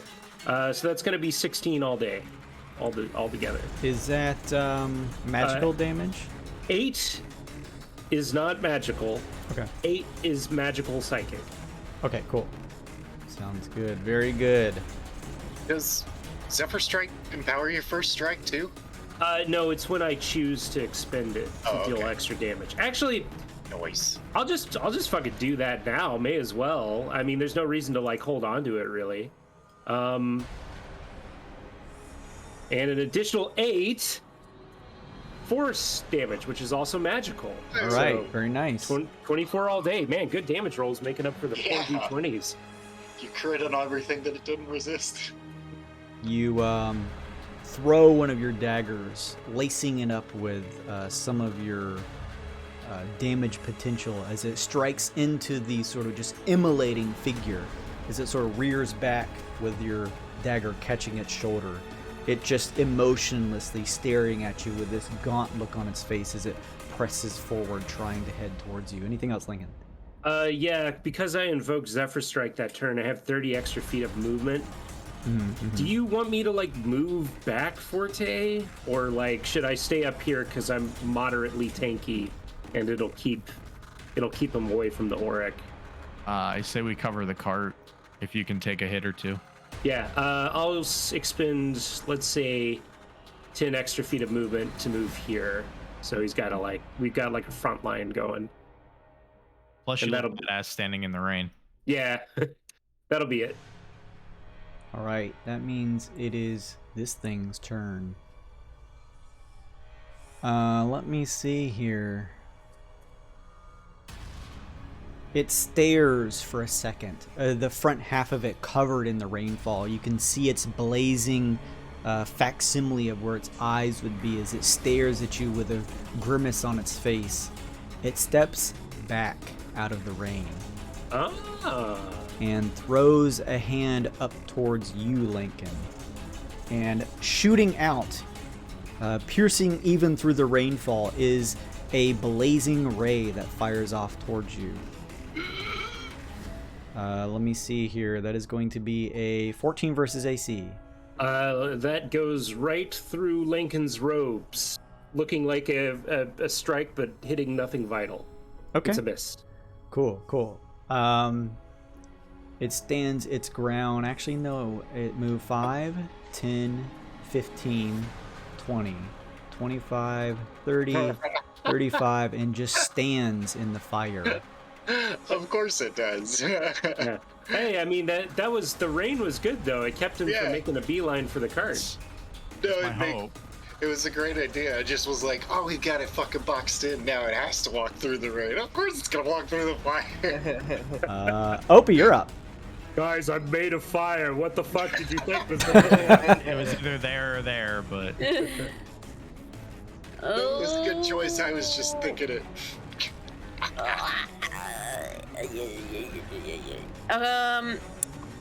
Man, I want to ensnaring strike the big guy, but he'll have advantage on the save. So it's probably not worth it. No, because he's large. Yeah. Opie's gonna He's cast huge. ensnaring strike. Okay. And he is going to try to hit this wicker, or this little candlestick man way back here. Mm-hmm. Ooh, that's a Oh. crit. That Whoa. crit. Shit. First, take your good girl card, Ooh. Ooh. and Okay. then that obviously hits. Draw. 1. Draw. Thank you, Prince. That's Nice. 15. The ensnaring strike goes off. Yeah, so the ensnaring strike goes off, so that is a strength DC 12 save that guy has to make.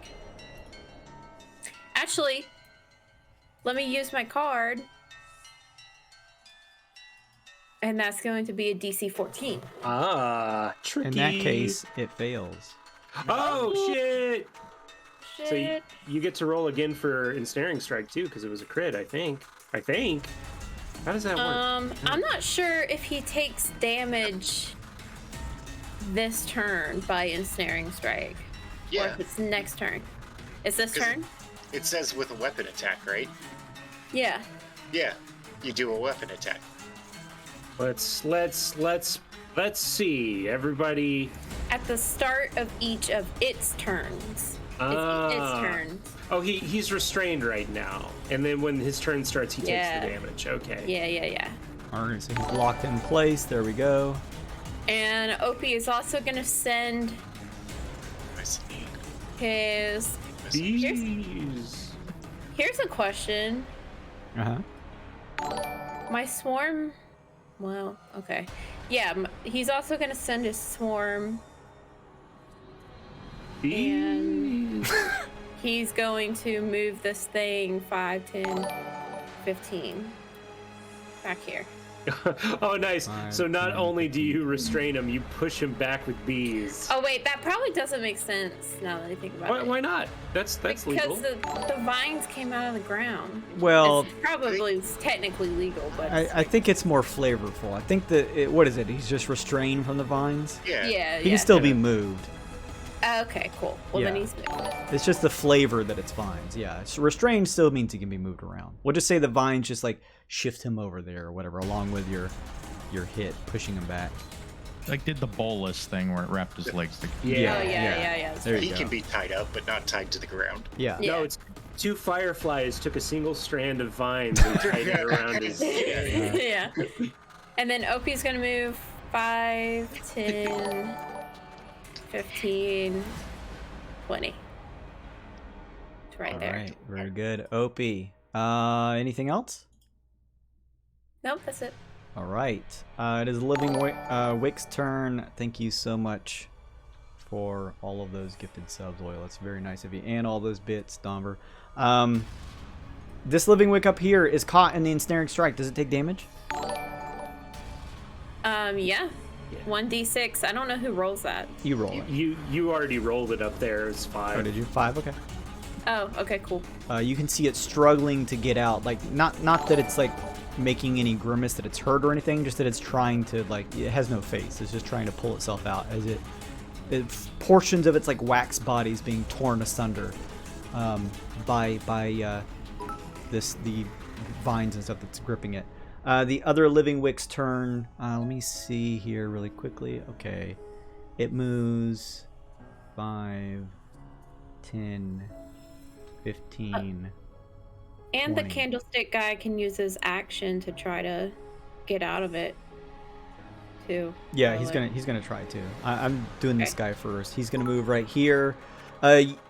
Lincoln, you and Forte both see the lit wick of this creature like beginning to wane a little bit from the rain, but you watch as the creature sort of holds its hands out, its waxy hands out, and the flare of the wick on its back shoots up and burns away what is left of the wick as it consumes itself and explodes into a fireball. Fireball. All creatures Fireball. within 20 feet. Fire! No! Oh. The Auric! We didn't That's move up far enough. Going No. to include the cart too. Ah, And damn it! Uncle Jimmy and Professor Bark. But surely the rain dampens it. Surely. I'll say for you two, the rain halves the damage. Ah. Okay, that's fine. Let's see here. Please make dexterity checks, everybody. I need a line on our tracker for cart HP. That's the thing. You don't, don't know. Oh, yeah. The We already went HP. for this once, yeah. I have another +1 I'm adding to this. We dodge equally well, That's Forte. The ring. Does a 5 save? No. No. I knew the answer before I asked. So I'm gonna try something here. Would I be able to automatically fail my save to try and block damage from hitting the cart or the auric? No. If you would allow it. Get down, Unfortunately Mr. not. President. Let's see here. Professor Bark, you take 9 points of fire damage. Aye. Everyone else, besides Forte and Lincoln, so that's Uncle Jimmy and the Oryx, takes, let's see here, this would be 4 points of fire damage. Huh? And then Lincoln, you and Forte take like 2, since you're in the rain. Nice. Good shit with the rain. You do watch the explosive nature of the wicks let loose as it just compounds and explodes itself. And you see the front of the cart, Uncle Jimmy, you see right next to you as the blast emanates around. The front of the cart that you're sitting in has caught fire. The wagon is on fire. No. Fix it. Fix it. Fix it. Don't put it out. Let that motherfucker burn. No. Why would you say that? What? The cart! The cart! The cart is on fire! All right. This other one's going to attempt to use a action to try and break free. What does it need to do? Like an athletics check, Mana, to break free from the ensnaring It's a strike? strength DC 12. Okay, let's see if this thing can do anything. Let me check here. Let's see. It just matches with a naked roll and freezing zone. Oh. Well. That was its action. It moves 5. Hang on. Moves 5, 10, 15, 20, but can move no further because of escaping the grip and Opie pushing it back, keeping it some distance away. So very good, Opie. Professor Bark, you're up. Bark. Anything to deal with the fire? You put like a little fire thing on the cart? Yeah, I'm going to here. So, what I'm gonna do, right, is get up here and let's go for the big guy. Oh, He stares at you from within the flames. I'll hit him with a. No, I'm going for the little guy. And Ray of Frost. Oh. Blah blah blah. 17 to hit. 17 hits. Excellent. It does 8 cold damage and has its speed reduced by 10 feet. Is that this one? Yes, 10 feet until the end of my next turn. You like shave off with this icy frost that covers like one of its entire legs, going all the way up to one of its arms. It just is encased in ice. You watch like sort of like T2 style, where the liquid metal thing like pulls free, like the living wick like pulls free of the portion of its body that's made in ice, and it nearly collapses over. It's basically half of its body is now gone. It is barely standing, but it continues to sort of like hop. The melting wax of it just sort of dripping down now from what's left of its form as it tries to continue to mindlessly head your way. I flavored it as a flask that I throw. It's like a cryogenic bomb. Oh, sick. Okay, yeah, that I'm an explodes and alchemist, freezes. remember. That's cool. Anything else? I will also run away. 4, 5. No. 5. And that'll be everything after I cast elated on my staff. Okay. And that'll be it. All right. The cart continues to burn. Pieces of the cart are falling away now from the fire and the initial blast of the damage. The cart looks in terrible shape. Oh, no. The Oryx begins to push it back with Jimmy on top. 5, 10, 15, 20. Reroll back up to the top. Tyne. Who took damage? What? Yo. Everybody Bark's has a the little. most. Bark's the most damage right now. Bark's a bit up.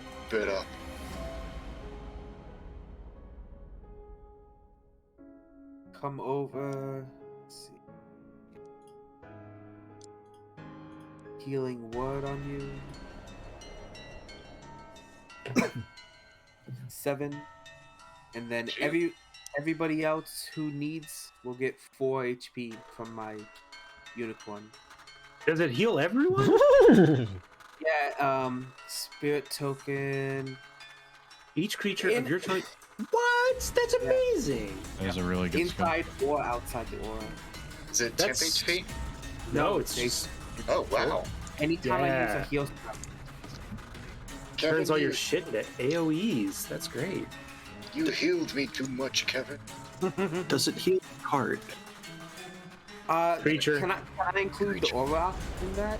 Yeah, it's a creature. Technically, yes. Give it 4 HP as well. All right. And that will be my turn.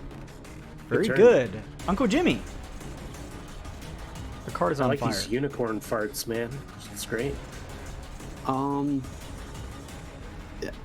Continue backing the truck up, essentially, but if I can do anything, grab one of the extra wineskins of water, or water skins that I bought at the place and start spraying it on there, or if there's equally a bucket of water or something that we have around that I can just start pouring on the Let's cart. say you can easily spend your action to consume, Amanda, a gallon of water from the supplies to pour it over and put the flames out on the very badly damaged wagon. That'll be your action. Anything else? It's not so I can no, nothing else. That's Okay. good. I'm just making sure. Cool. That's still extremely helpful. Forte, you're up. Standing in the rain. We're going to leave now, Lincoln. But kill. Do where you throw the daggers as you go the opposite direction. If we leave this creature now, it will just ruin the countryside. I heavily agree. However, the only way we are going to survive countryside is about to be destroyed. Lincoln says nothing. Oh shit. 25. And are we certain the cart has now been put out? Yeah, It let is me now take extinguished. Let me take this off. You see Uncle Jimmy like throwing a bucket over the cart and putting out the flame. Okay. I'll make another cube of rain. It's not quite clear that this lasts, so we'll just get rid of that one and make a new one. Move it. I'm gonna move it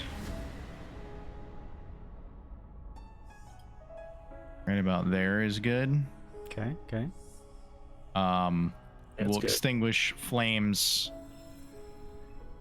that it appears over. Okay. You see like half of this fire kind of over to the right side begin to putter out from the rainfall hitting in this area. That's to cover our retreat. I can do nothing else. All right. With that, Lincoln, you are up. Okay. You see the wicker man-like creature turn its gaze and just stare at you coldly, silently in the fire. Do the same thing. I'm gonna use Lightning Rush. I'm gonna use my good boy card. My next attack deals 3d6 extra damage on a hit. Nice. And I'm gonna throw a dagger at big boy. Yeah. 16. 16 hits. He's also my favorite foe. And let's get that 3d6 in there. Nice. So we got 5 psychic damage, 8 non-magic piercing damage, and I guess I can add the 10 onto the psychic. So 15 psychic. Okay. And 8 piercing. Cool. You throw this into the fire. You can see that it hits, but the Wicker Man just stands motionlessly with its burning eyes. Lincoln lets out a slow growl, and he's gonna toss an offhand dagger at this boy over here. 14 to hit. That hits. He takes 4 damage altogether. What does it look like when you kill that one? Oh, just snip the wick right off. The wax figure just sort of like stops, almost becoming still and motionless, and just sort of like capsized, tipping over, Lincoln splashing into a puddle of wax. Lincoln looks at the cart and looks at the Wicker Man, and looks at the cart, looks at the Wicker Man, and just kind of floats down this way.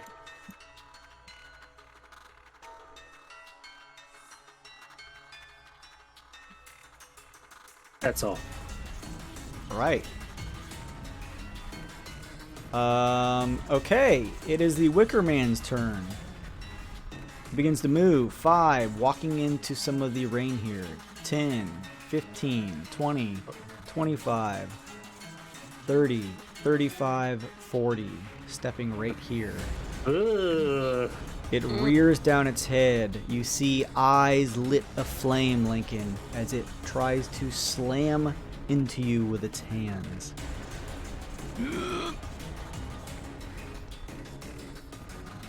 23 versus AC. Yes, sir. That's gonna be a hit.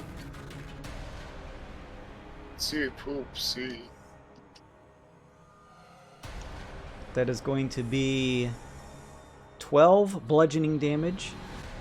The fires begin to envelope you for 3 fire damage. Okay. And you are grappled. Uh-oh.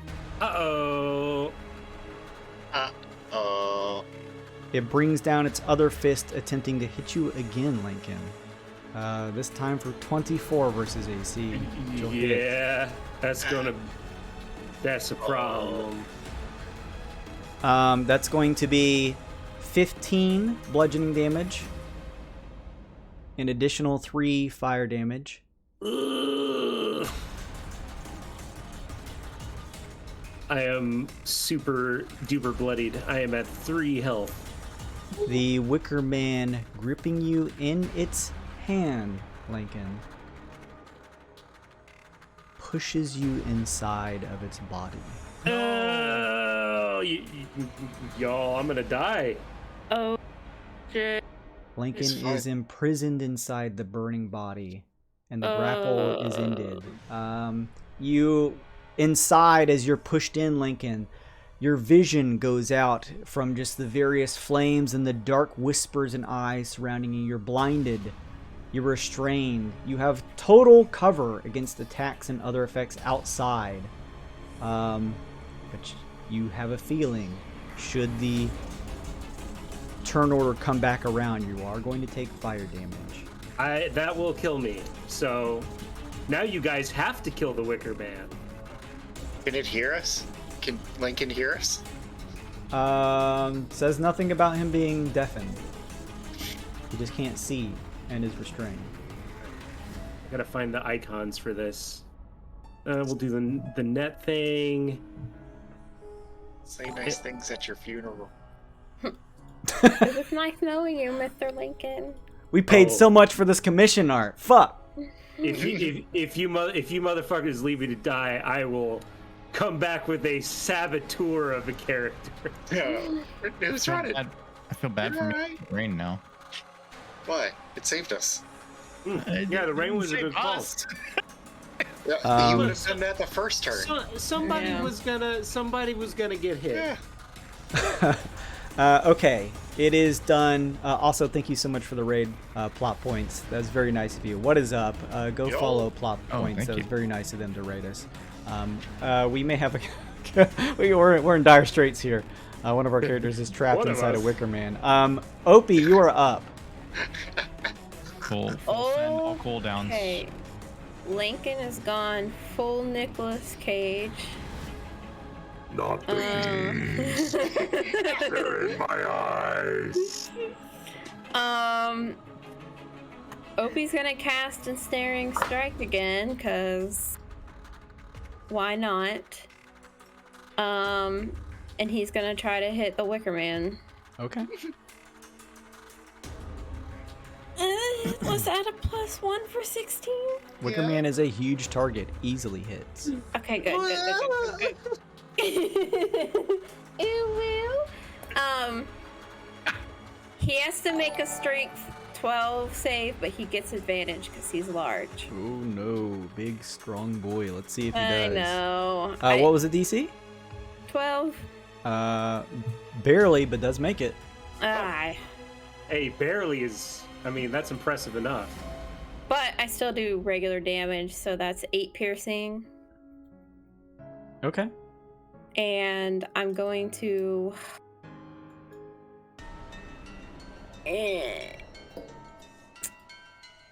Should my swarm move him? No, because. Yes. Yes. But can it?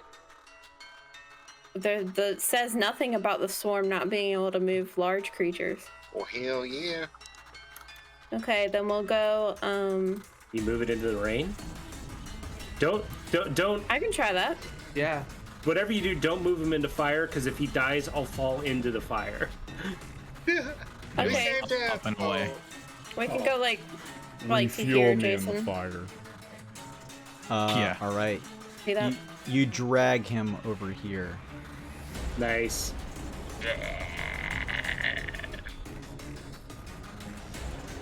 This calls for another drink. I'll be right back. Anything else, Opie? Yeah, Opie's gonna move. He's gonna move here.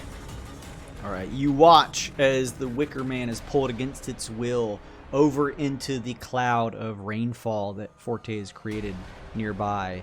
Its fires still unnaturally burn, and you can't see Lincoln inside, but you hope that perhaps under the rainfall it may make it easier for Lincoln to escape. Anything else? No, that's it for me. All right, Professor Bark, you're up. Righty then.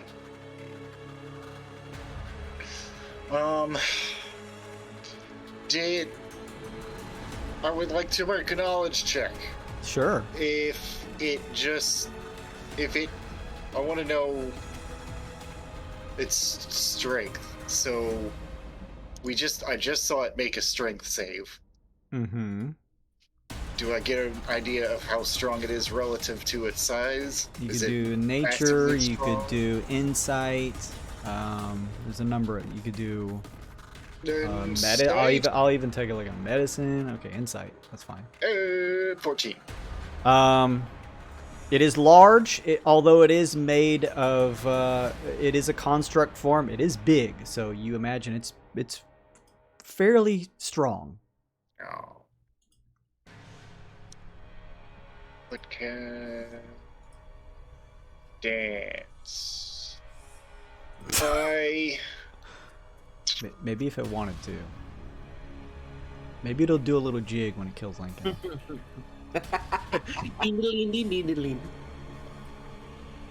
Something poetic about Lincoln being incorporated into a Wicker Man. Yeah, it's really Yeah. weird. Going to shout nice words at my friend Lincoln.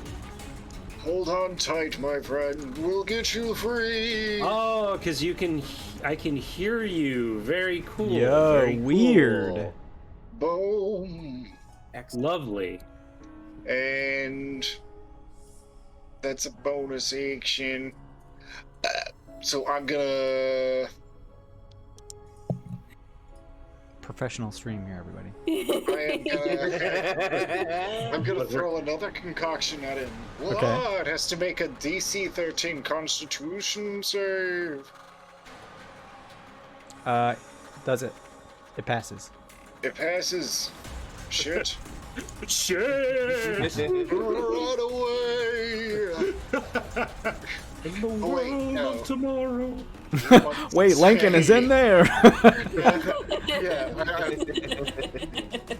My self-preservation got the better of me. But I can't allow you to destroy the nature around us. I move up here. I'm sure to my death, and that will end my turn. All right. In the world of tomorrow! Here's the question, Uncle Jimmy. Are you still trying to have the Oryx escape?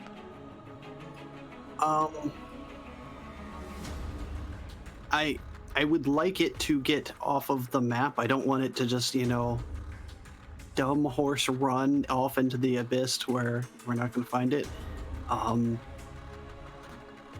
You can make it like as close to the map edge as possible, so as soon as Yeah. we're ready, we can just skedaddle.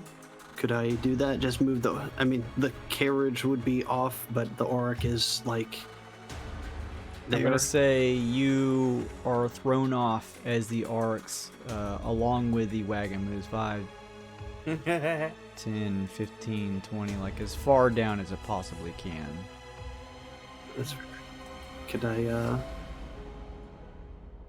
tell it to stop there? Just yell at it, stop. Yeah, it'll stop there. All right. All right. I'm gonna have it stop right here so I can grab the wagon. But it's out of the way.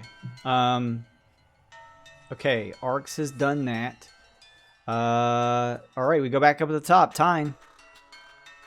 All right. I will try to see. I'm gonna move here because everyone else is other than Lincoln is healed, right? Yes. Looks like. I'm gonna throw down at second level. I'm gonna try to. It goes out 10 feet in front of me. Cast Earth Tremor. Okay. Also gonna go ahead and just include this with it, just because I can't take it with me. Add a D10 at to the attack roll. Very nice. Won't have an attack roll. Yeah, it's a save. It's Oh yeah, never mind. Yeah, hold Guess on to not. that card. Needs to make a deck save. Yeah. Well, DC it fails. 14. Yeah, cool. Alright, so it takes 1d6 bludgeoning damage and is knocked prone. Okay, takes that damage. It trips over. You can feel, even though you can't see, Lincoln, you can feel the creature shifting and probably tumbling to the ground. It was 8 damage. Take the first. Yeah, I didn't know it rolled it already. Okay, very nice. Alright, so yeah, and like I said, it's prone, and that area is difficult terrain until cleared. Okay, you can draw a little thing for me if you want to. Anything else, Tyne?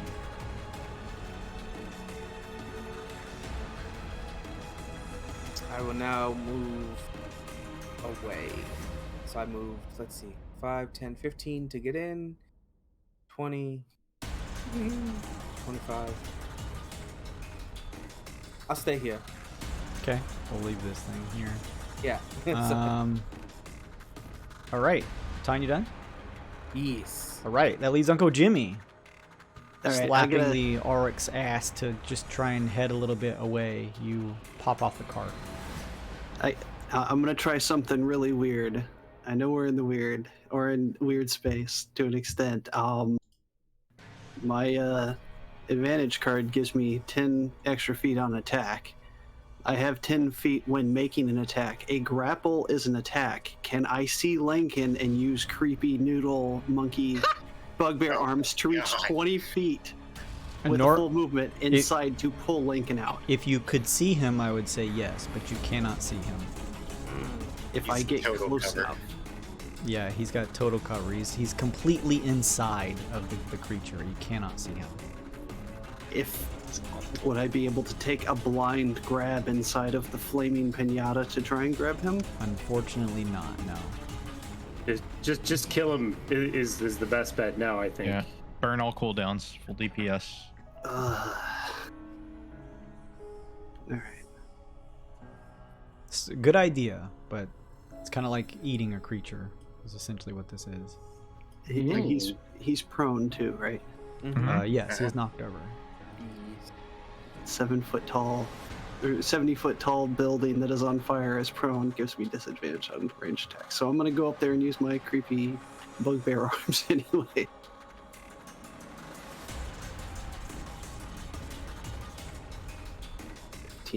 That's me in range. I'm gonna pull out my blade and take a stab at him then. Sure. I never Enjoyable bidding. I never took the creepy doll off my back, so inside of the Wicker Man, you just. Oh god, he's dying. Can you hear him? No. Dinosaur too. Couldn't he? I am also dying.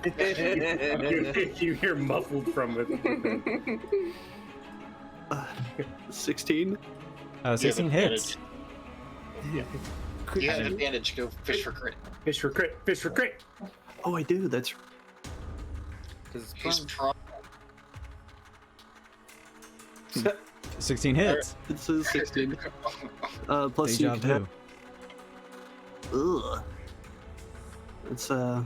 That's 12. A bonus action to use my hand crossbow at disadvantage. Yep.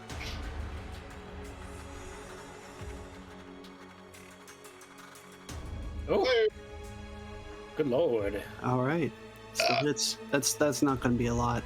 That's It's just the gassiest stream ever. there you go.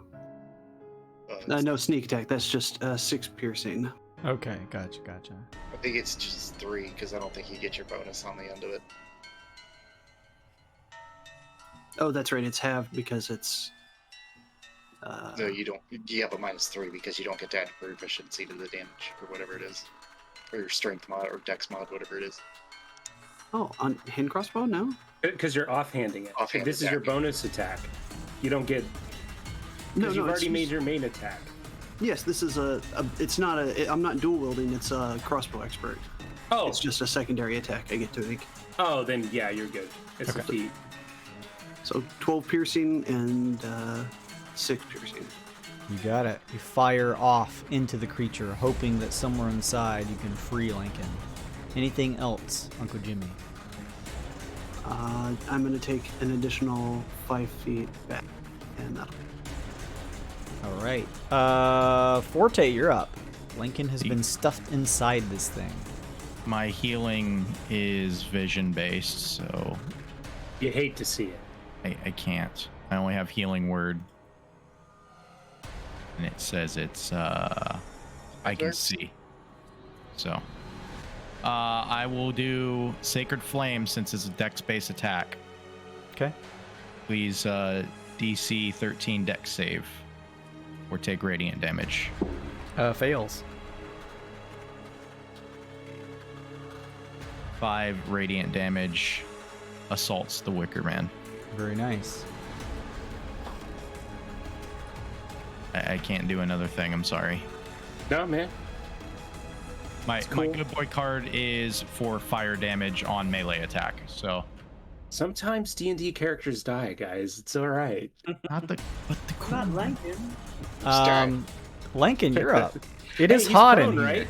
He is prone. Prone. Well, that means I can at least make an attack from within at a neutral score because I'm restrained, so I have to make attacks with disadvantage. But he's sitting down right now. Yeah. Yes. Very funny. Yeah. So I'm just gonna try to cut my way out of him. I slash wildly with my daggers. Sure. Actually, do I have a rapier? Let me double check my inventory real quick. Since it might be the last time I ever get to. No. No. I'm being a dick to myself. All right. Dagger time. 11. Hits. I'll add a +1. Okay. Shit. your I should have just +1 let you hits. say it. No, Okay, keep cool. it. Yeah, you hit. Okay. And that damage is wrong. I'm gonna have to add up something. Okay, so 5 psychic damage and 3 piercing damage, accounting if he has damage resistance. It's 7 piercing damage otherwise. Okay. Taking that to account, you deal that amount of damage. Very nice. And that, before you do anything else, that pushes over a thing here. It needs to make a save. Oh, did I take fire damage at the beginning of my turn? Not yet. That's on its Okay. turn. Oh. Let me see. DC 14 for the creature. Rolled a 7. Matched 13. Oh. Lankin. What a shit. Damn.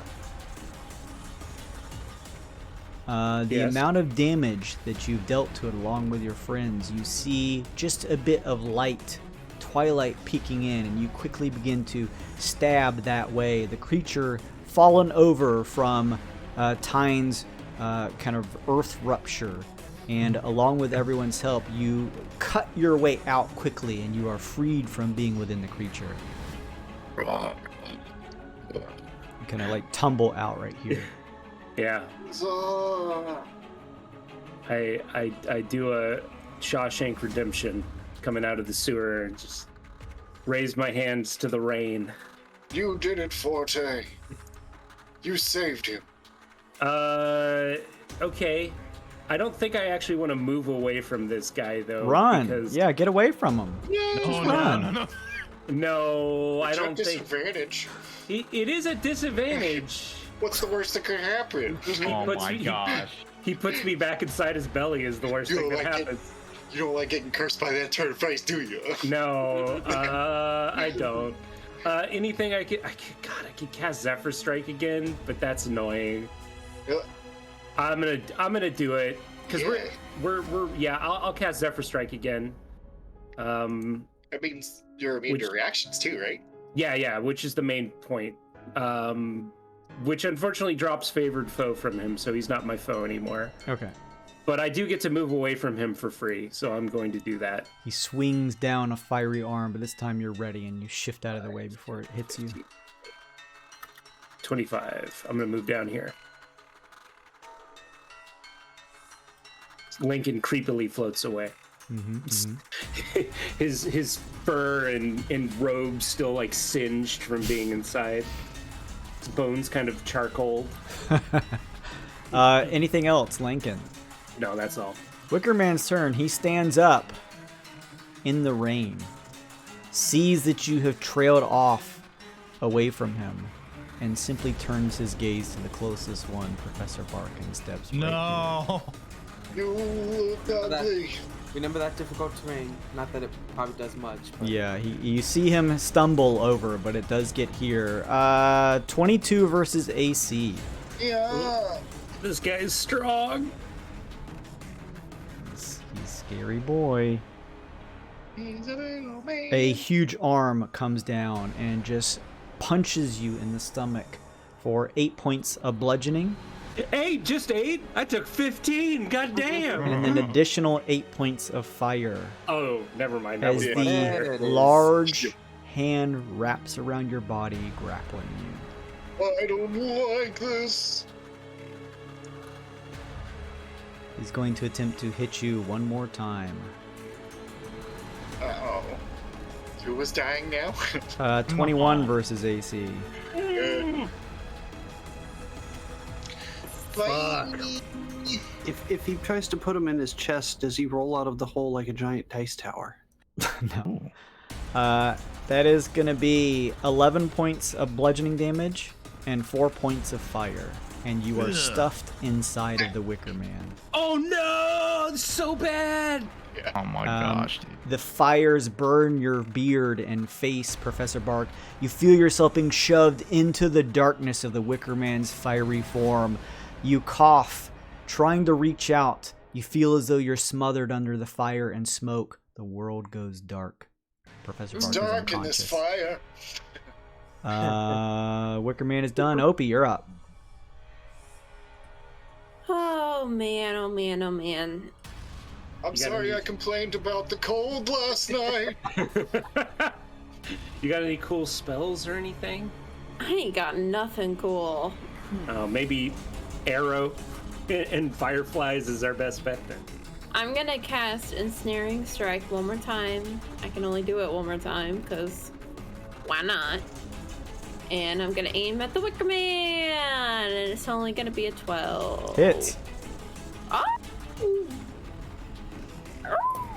Okay, DC 12 strength, but he has advantage.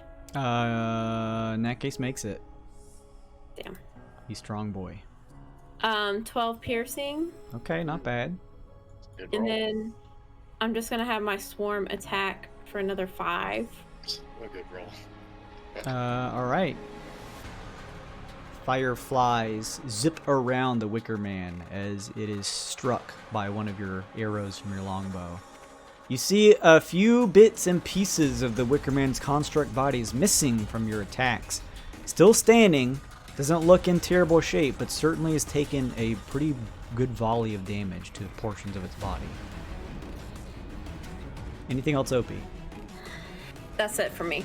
Professor Bark, please make me a death saving throw. Nat 20. nat Rally, 20, rally, rally, rally, nat rally. 20. Plus bonus, baby. That's 11. That works. Yeah, One right. successful death saving throw. Woo. It's okay. We'll get healing in a second. The arcs are probably going to stay where they are unless anyone tells them otherwise. They're technically at the very edge of the map. I just want to keep the cart here so I can grab it when we move maps. And then we'll move back up to Tyne. Okay. Time moves down here. Blows smoke into Lankin's face. Wow, what an asshole. Yeah. was tied. Lincoln doesn't breathe, so he doesn't really care. 12 healing. Woo! Plus Nice. 4 for all of my allies, including the Auroch. So that means 4 for Including as well. Bark? Any creature that I God, I'm choose. gonna die in here again in 2 minutes. Okay. Bark, your senses come back to you as the innervating energies of the unicorn heal you for a small amount, but enough to bring you back to consciousness. Yeah, how about that? It doesn't require sight. It's just any creature of your Yep. choice in the aura. No, in or out of the war. Oh, what the fuck? Unicorn's so good. What That the is really, fuck? really good. Yo, that is good shit. That's what's on. 6 stuff, Tyne. Uncle Jimmy, you're up. Professor Bark is in there somewhere. I have a feeling I'm gonna be next if I don't back up. There's no Yeah. room in here for both of us. I'm gonna take You're 2 steps unsure back about that. Uh-huh. and shoot at it again. Hope. Pray. Is that 2 attacks or 1 with advantage? It was only supposed to be 1, but 12 on the first strike. 12 hits. Does it count for sneak attack since he's engaged, since he's inside of him and alive? I mean, technically, yes. Technically, I'll let you get... Yeah, yes, sure. Alright, just... You're using a ranged attack. It doesn't matter. Oh, that's right. I keep forgetting about that. It's force of habit. 15 damage total piercing. Okay. A bolt shoots across, shaving off more of the construct's form. Bonus action, take 1 more shot. Sure.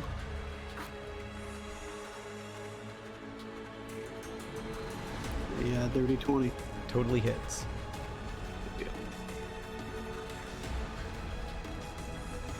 For 5 damage piercing. All right, very good. Fired off 2 bolts. Anything else, Uncle Jimmy? That's it. All right, Forte. I'll do another Sacred Flame DC 13 Dex save. Dex Take saves. 3 radiant damage. Oh, Dex save. Ugh, completely fucks that up. Hopefully there's another light at the end of the tunnel. All right. Anything else, Forte? I have nothing. Thank you. Lincoln. Well, I had to drop my damage bonus on the guy, so hopefully this will do enough to at least spit out our friend. Let's see. I need to get an actual range, though. Oh, I'm in range. Cool. And we're going to throw a dagger. That's going to be 25 to hit. Totally hits. Yep. And that is going to be 7 piercing damage and 3 psychic damage. All right. Very nice. And you know what? I'll expend my, because we need to deal damage, I'll expend my Zephyr Strike extra damage. I think it's a D8. Let me double check. Zephyr Strike. D8. Hey, Zephyr Strike came through at least. All right, so that's force damage. So it's 11 magical damage, Okay. 7 non-magic damage. Your Zephyr Strike piercing into him with another dagger as it links into the center area of the Wicker Man. It needs to make a check. This time, however, it succeeds. Professor Bark still trapped within. I'll throw an offhand dagger at it. Sure. It's not going to be very impressive, but... Oh, okay. Oh, Oh, shit. That's not as impressive as it looks. That's 4 non-magical damage all day. Okay. Yeah, it was my offhand attack. Every bit helps. Large portions of this thing have been skewered off now, but it still stands. Anything else, Lincoln? Nope. It is the creature's turn. The fire burns around you, Professor Bark, in this just pervasive, unescapable stream of flame. You take 15 points of fire damage. Whoa! Your world goes unconscious again. The Wicker Man decides to move. No. He ain't gotta. 5, 10, 15, 20. Steps right here and wants to slam you, Forte.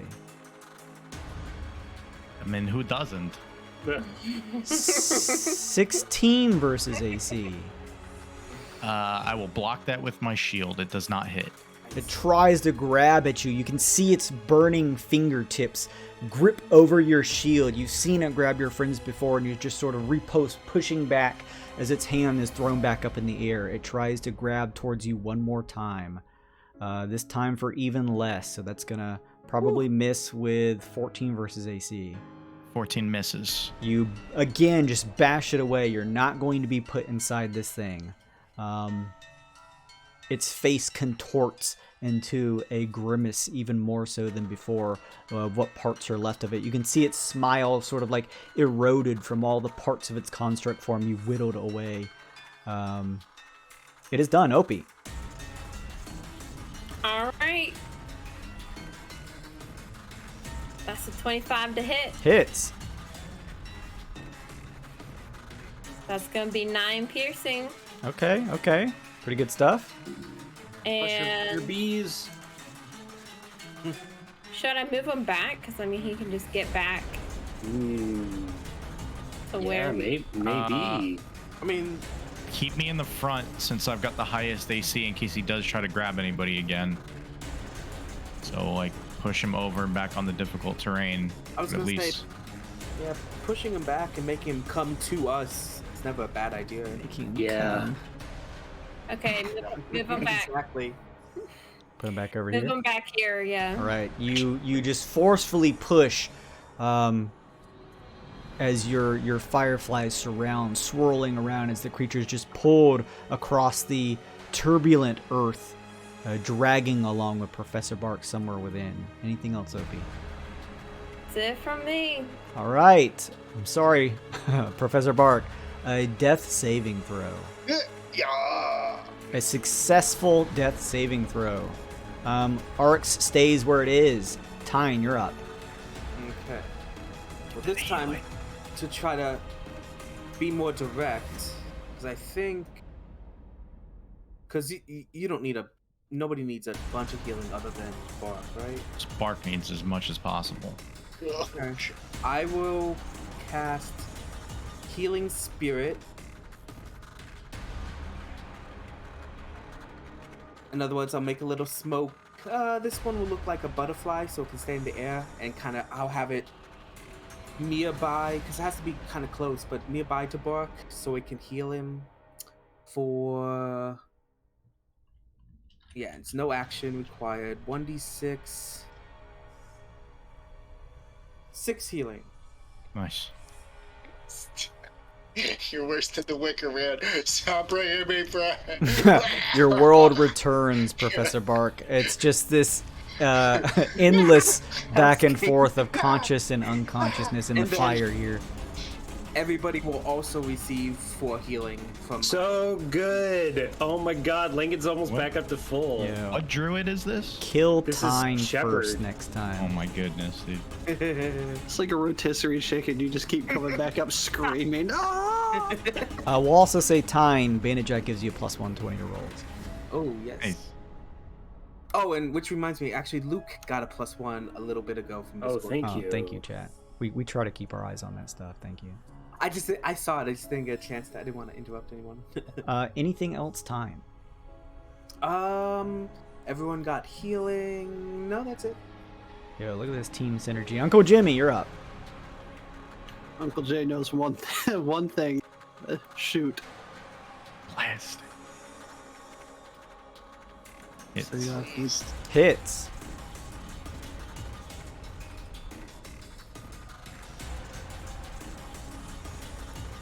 jeez. Look at that 20 piercing. Them Holy rolls, shit. though. Love it. You shave off a whole hip portion of the construct as it nearly topples over now. You can now... You still can't see Professor Bark, but now there's clear, visible spots of its body that you can just see straight through. It is taken heavy damage. Bonus action. Getting there.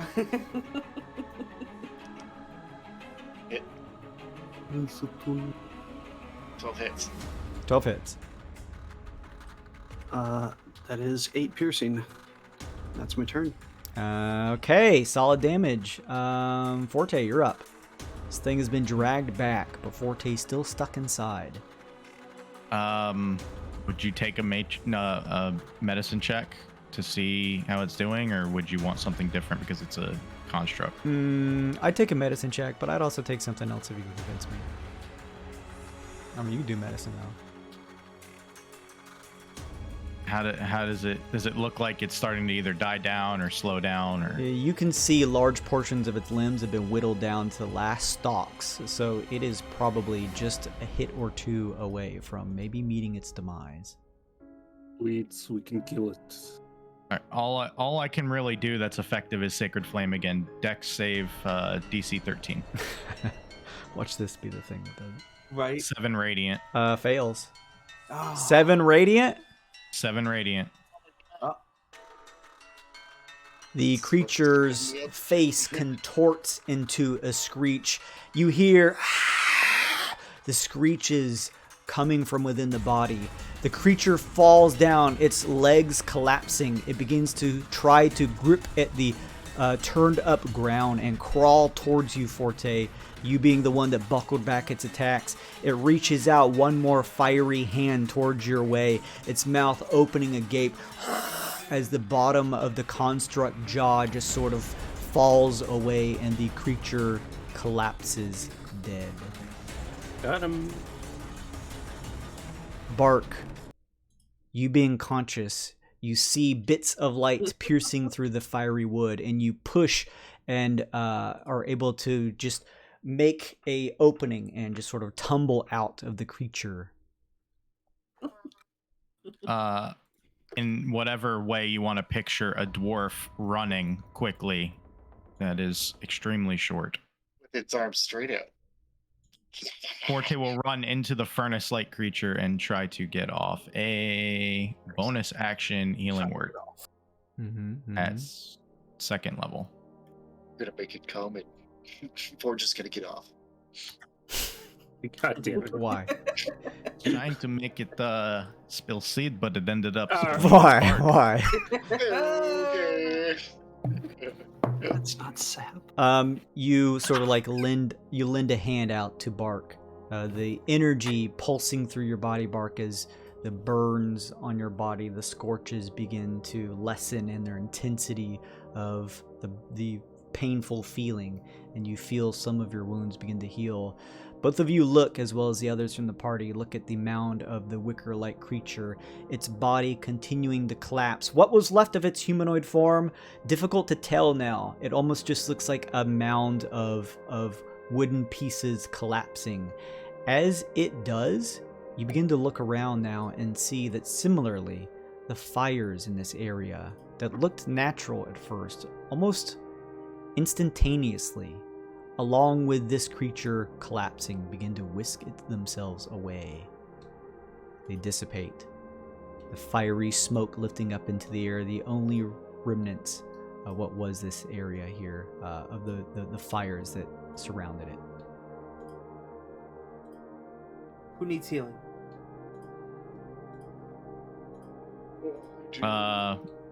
Bark might, but My healing spirits got healing surges to use up, so I stand in it. Wow, thanks. Excellently done. definitely not as good as unicorn farts. I've got 3 more. Bark, you take those. I'm bad luck, clear. Bark gets 4. 2 more. Oh, thank you so much, Prince. What the fuck, Prince? Thank you. 2 more. Who wants it? Oh my god, thank you, Prince. Right, I'll take one of the last 2. Yeah, I'm 4 away, so. Both of you? You'll each take one then. Yeah, I'll take the first one. Oh, yeah, I guess nobody 6 else for, left. 6 for Lincoln, and then another 6. Hey. There you go. Oh, Nice. 2 below maximum. I'll just top you off, you know. the fresh olive oil into it. Oh my god, thank you. Thank you so much. If anyone else needed, that would also give the 4 each time I did it from the unicorn. So if anyone else needed a little, it's there too, including the Aurochs. The Aurochs would have gotten. Oh yeah. Yeah, you turn around, Tyne, and see that the 20. Aurochs, the burn that sort of hit the side of it, that sort of, kind of burnt a little bit of its face is cleared up now. And you also see the Aurochs looks back in good shape, but you also notice that the wagon behind it is about to collapse. I've got mending's a cantrip. I'm not worried about that too much. Okay. Dumb question. The giant flaming pile of monster, can it be used to repair the wagon?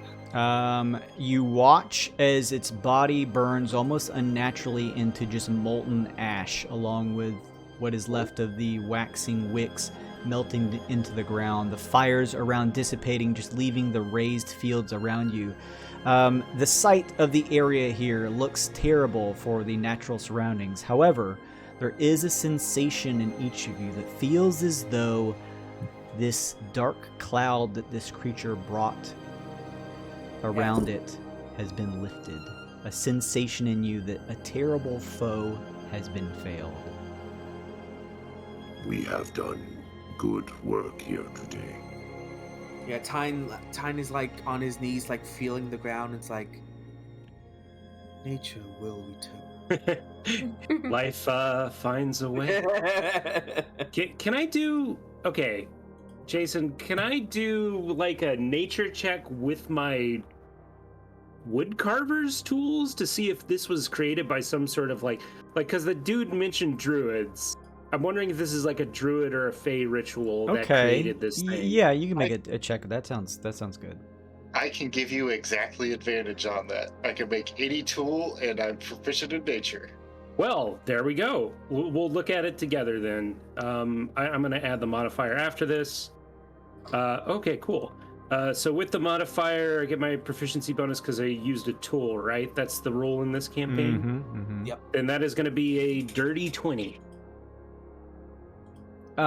With what is left of the creature, you try to quickly do some inspection, and not only from your inspection, but also from the almost unnatural way that this thing is breaking down, you get that this was probably some type of ritualistic creation, probably by, yes, some druidic group from the makeup of what the creature was once that you saw.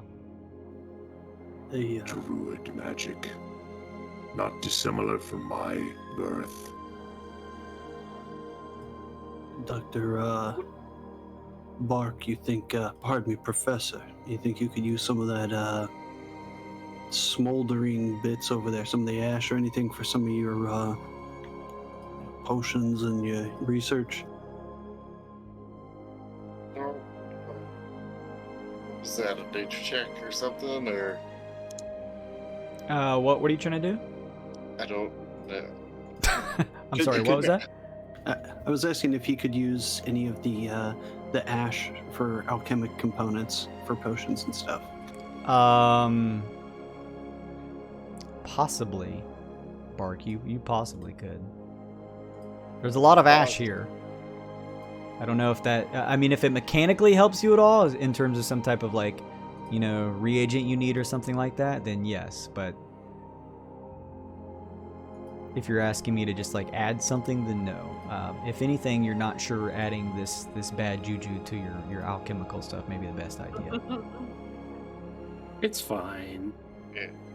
But you're welcome to take some ash from the druidic ritual wicker man that tried to kill you. Forte would look and see if there's any kind of. He would take ash or any kind of metal pieces or anything he could use to build with. Yeah, the only thing left is ash. Even though the wicker creatures, the living wicks, are just completely gone now, melted into the ground. He would store some of the ash in. There is, even though a majority of it seems burnt and raised, there is the possibility to gather wood around here. And that would be like the standard. You'd spend an hour gathering wood, you'd make a check and gather that many pounds of it if you needed extra to fix the wagon. Although I think you guys have a fair amount. We have 65 pounds of wood. How much do we need? We might need a decent amount to fix that cart. Might I suggest we try to fix the cart before we forage for more wood? Yeah, I mean, Opie's gonna get started fixing it up. I was gonna say, Tyne would have already went over and started casting mending on it. Okay, using the mending spell, no check is necessary. After 1 hour of repair work, the wagon can recover 1d4 hit points. Alright, 1d4. And what about the rest of us, though? Similarly, everyone who is attempting to use the spare parts of like either wood or even metal that you guys collect, after 1 hour of repair work, the creature makes a DC tool check equaling the armor class of the vehicle, and you're going to be using woodworking, tinker, carpenter's tools. Any of those will work. You can pick a relevant skill to use and gain advantage on the check if you're proficient with the tools. If you succeed, the vehicle regains hit points equal to the amount of spare parts that you used. I don't have any tools, so never mind. Mine's gonna be 14. Okay, so hang on just a second here. I'm going to go ahead first, and we're going to move you all back to the main map. And then we'll do this together here. So hang on, let me grab you guys. Here, Opie. Have these woodcarver's tools go learn from Lincoln. I can Thank give you, Professor. the ones that I made and use my tinker's tools on the on my check. So let's do this. Let's move you all back over to the main map here. It also gives me advantage, which is good because I rolled a 1. So we're going to say 1 hour here passes of time as you spend some time trying to focus on the wagon, moving it to 3 light time. How much harmonic flux do we get? For killing that thing, actually, hang on. 3 living wicks, so that's 3 points. Nice. And 10 for killing Yorville's regional boss. Oh, boy. Oh my goodness. We're going back. We're at 100 again. What does that mean? No idea, but... we went into the place we weren't ready for in Elden Ring, and we still beat the boss. Yeah. We just beat the tree sentinel outside of the Essentially, the first yes. tomb. Yeah. That was actually a roving boss that was. I'm randomly rolling every time you move, he moves, and you encountered him. Oh, that's sick. That's so cool. Very cool. All right, so we're repairing this thing. Yeah, What's going 2 on? hit points from Tyne's mending. Okay. And then let's see. Let's go through your skill checks. Lincoln, what was your totem? Sorry. Well, 14. Forte also rolled something. 14 was mending. Well, let him go through. Let him To go a mending, through. okay. And then Lincoln, how many pounds of wood were you using? I don't know. How many pounds should I be using? Somebody tell me. Yeah, I I'll don't s- know. I'll Because s- Four. 4 pounds. Well, 10. It gets hit points back equal to the number of pounds, right? Jason? I would say realistically, maybe we'll have to add this to the rolls. Like 15? each person that does it can add up to a maximum of 10. Oh, okay. Max. Then I'll just do 5. 5 pounds. Okay, that's fair. It gains that much back. Anybody else want to do that as well over this hour? More than one person can help fix the wagon. It's up to you Wait, but guys. didn't you say something about a check? You need to make a check. It's got to be a tool check equal to the DC of the wagon, which is not very high. I think it's like 12. Did you add in barks? Let's 16. see. Bark did 16. How much wood are you doing, Bark? I'll do max. I'm a competent crafter. All right. The wagon is looking in much better shape now. So that's 14 pounds of wood so far used, I think. Yes. 15 from 15. 5 from Lincoln. Those Okay. Does it look like it still needs some repair though? You can see some small spots, but largely it is in much better shape than where it was before. Opie will hop in with just like 3 pounds of wood. Okay, give What me check give do me you a want for check. that? If it's gonna be like a tool check, but if you're not trained in them, just give me like a Survival? yeah, like a naked survival roll. No additions or anything to it. Oh. Nice. Well, Okay. You don't expend the pieces of wood, but everyone kind of sees like Opie's having a hard time like nailing the nails. Opie's trying. Opie's like Ew. Opie's doing that thing where like Opie's actually adding sort of to the cart instead of repairing it. He's like Yeah, building he's just, another like, wing on the hammering side. random wood pieces on. Lincoln's like, or Opie's like using like the nail remover part of the Yeah. hammer to try to hammer. Yeah. Yeah. Am I doing this right, Professor? No. It sounds right. Without looking, I'm gonna say yes. Lincoln's on top with like needle and thread, basically stitching the canopy back together with fresh wood. All right. Yeah, the cart is looking in much better shape than it did previously. So. Does that still use 3 pounds of wood though, Jason? No, it's not. You seeing that you did not do a great job fixing it. It'd be kind of like, yeah, flip the hammer around and just take the pieces of wood off. It's just a waste of time, not wood. Opie, what have you done? I hope this washes off. Since I'm only proficient with like navigator's tools and the ability to drive land vehicles, Jimmy's gonna take a few minutes over the smoldering ash, mutter to himself a few words in Goblin, and then walk over to the Auroch. And while they're doing that, tend to it, just the usual, feed it, pet it, make sure it's all right, and wait till Yeah. they're done fixing it. It was clearly sort of thrown off by all the going-ons here, but it seems in much better shape now that you know the healing from Tyne.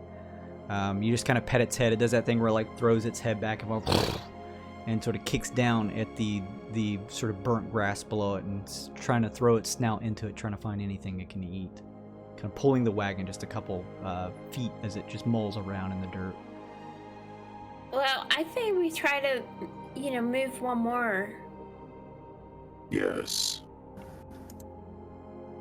here to the at, stone. at least, yeah. Well, I don't know how much we want to move because, I'm out of spell slots. Oh, true. Although it's not a really big deal because Opie doesn't really. I'll have say very many. this: the large makeup of the huge tombstones jutting out of the ground makes these 3 spaces impassable. Though you could check here or obviously on the outside perimeter. That's not the stone garden. Nope. I guess Nope. not. I guess we head north. You want to head to this one? Yeah, let's head towards the druids, because that way we could then head west towards the abandoned village after that.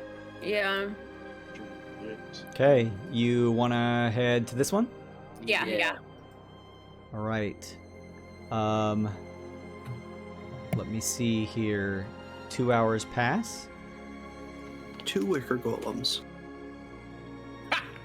No. No.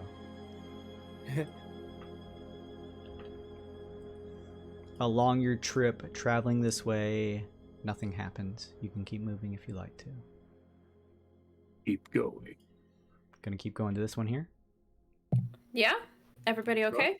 Yeah, I will. All right, let's go.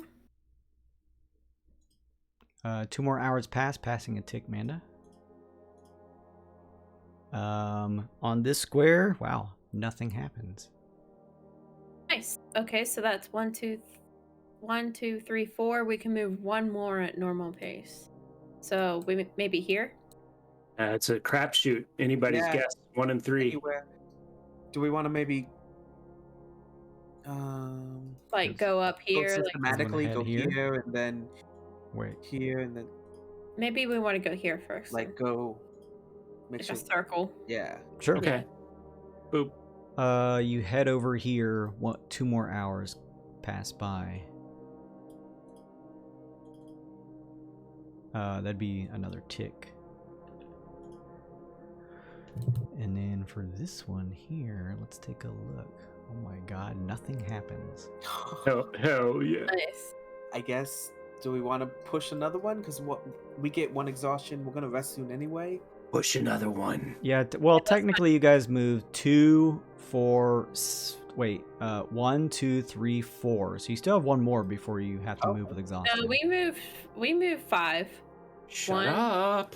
Oh, yeah, I 1, see it now. I see 2, it. Sorry. 3. Shut up, Sorry. Amanda. My bad. Sorry. My bad. My boss token is over that area. All right, you want to move 1 more. Everyone give me a con saving throw, please. Oh no. I'm dumping my good boy card on it. Oh. Lincoln is not tired.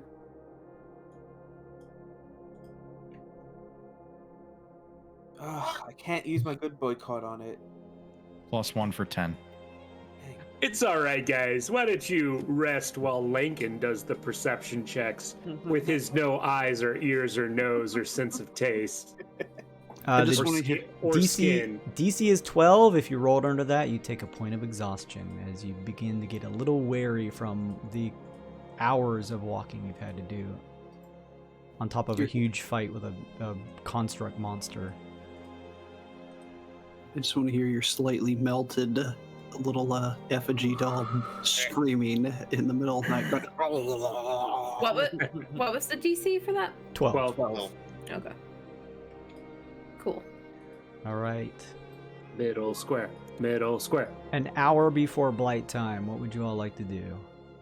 Oh, we want to stop then, right? Okay, we want to Yeah, stop We then. want to stop, yeah. Set up camp. All right. You all begin to set up camp, And nothing This- happens here, right? deciding to rest for the evening. As you begin to set up camp, that is where we will bring this session to a close. Yay! Yeah, it's great. Let's take a nap in the middle of the dark in the druid field after we just blew up their giant 40-foot tall burning construct. They'll be happy to see us in the middle of the night. Druids We don't know it was congregate around there. standing stones. Perhaps they are at a stone garden. Congratulations, everyone, for defeating the regional boss. Nearly killed you. Man, those clutch heals. Holy shit. That unicorn. When you say Yeah. regional, what's the region? Yorvale. There Oh, nice. There was a boss in this region, and you have failed it. That's why I was making those D6 rolls whenever you guys move, because it was similarly, secretly moving along. It's trekking around the area as well. That's so cool. I love that. I know, it's a pretty cool feature. So yes, thank you everybody for sticking around. I really appreciate it. Thank you everybody for all of the raids. It's so meaningful that you've all decided to stick around. Thank you so much, Oil Skeleton, for all of those gifted subs. Make sure really quickly to go give Plot Points a follow. I'm going to do Plot Points RP here. Hopefully I spelled that correctly. There we go. Go follow Plot Points. Thank you, Oil, for the bits, too. Holy shit. Thank you, Prince, for those bits. Oh, my God. Prince. Holy shit. Thank you so much. I don't deserve that. Thank you so much, bro. And then Catchy Cantrips, thank you so much as well for bringing everyone over. I hope you all had a fun time watching this crazy boss battle. That it was a 50-50 shot that you guys were going to land on that panel that was going to trigger that boss battle. So I was secretly hoping that you would, and was like, oh shit, here we go. So I was excited for that. Make sure and go follow Catchy Cantrips as well. I'm going to post my links here. If you enjoyed watching tonight's session, this is our new campaign, Lucent Odyssey. We're only 4 sessions in, so make sure to give the channel a follow if you want to be a part of the community and want to follow us so that you get notifications when we go live again. We do D&Ds every Friday night, 9 p.m. Eastern Time. We're close to 600 followers too, so you could push us over that mark if you'd like to. There's the links in the chat. Go follow my Twitter. I got a Patreon. You can also join me on Thursday night for a Spelljammer-esque game that I will run for you. It is a paid-to-play game, but you get your first session half price, and it is completely homebrew. Make whatever character you want, and it's a lot of fun. Same amount of visual and audio immersion you can expect here from the stream, so it's a lot of fun. Go check that out. 8 p.m. Eastern Time. You can check out the link in the chat. Start playing .games. I'm gonna go raid someone since we have a good number of people following us. I'm gonna go raid Adventures Pack. So thank you all so much for sticking around. Please come check us out during the week. I do earlier day streams at 10 a.m. on. We do D&D planning and prep. We do community game days on Thursdays. Lots of fun stuff. I may have some more guests for some Dungeon Master tips and advice. So we have a good time. Kevin always joins me, and we do Puppy Cam too. So that's a fun time too. Hang on a second. I can probably show you a quick preview. There's Puppy Cam down there. You see her napping? You can activate the Puppy Cam and have her on there. So check it out. It is one of our stream sticker rewards. In the meantime, thank you all so much. Hopefully you get some rest. I'm going to send you over to Adventurers Pack. Go give them some love so you can go watch some more D&D. They also have a really cool way you can interact with their stream too, which is really neat. It's like pretty advanced. It's really neat. We're out for the night. Have a fantastic evening, everybody. I will catch you all next week. Goodbye, everybody! Oh, wait, before I go, I just wanted to point out, JammerCon, August 20th, Saturday. Come play some D&D games that are specific towards Spelljammer, since we're celebrating the latest release of Spelljammer content. Also, I'm going to be doing streams that day. Come stop by, follow the channel if you haven't already, watch some fun then. Goodbye, everybody!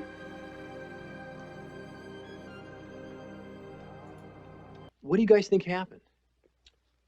One of the players Robbie played with got carried away and killed him. Well, that's kind of far out. Mazes and Monsters is a far-out game. Swords, poison, spells, battles, maiming, killing. Hey, it's all imagination. Is it?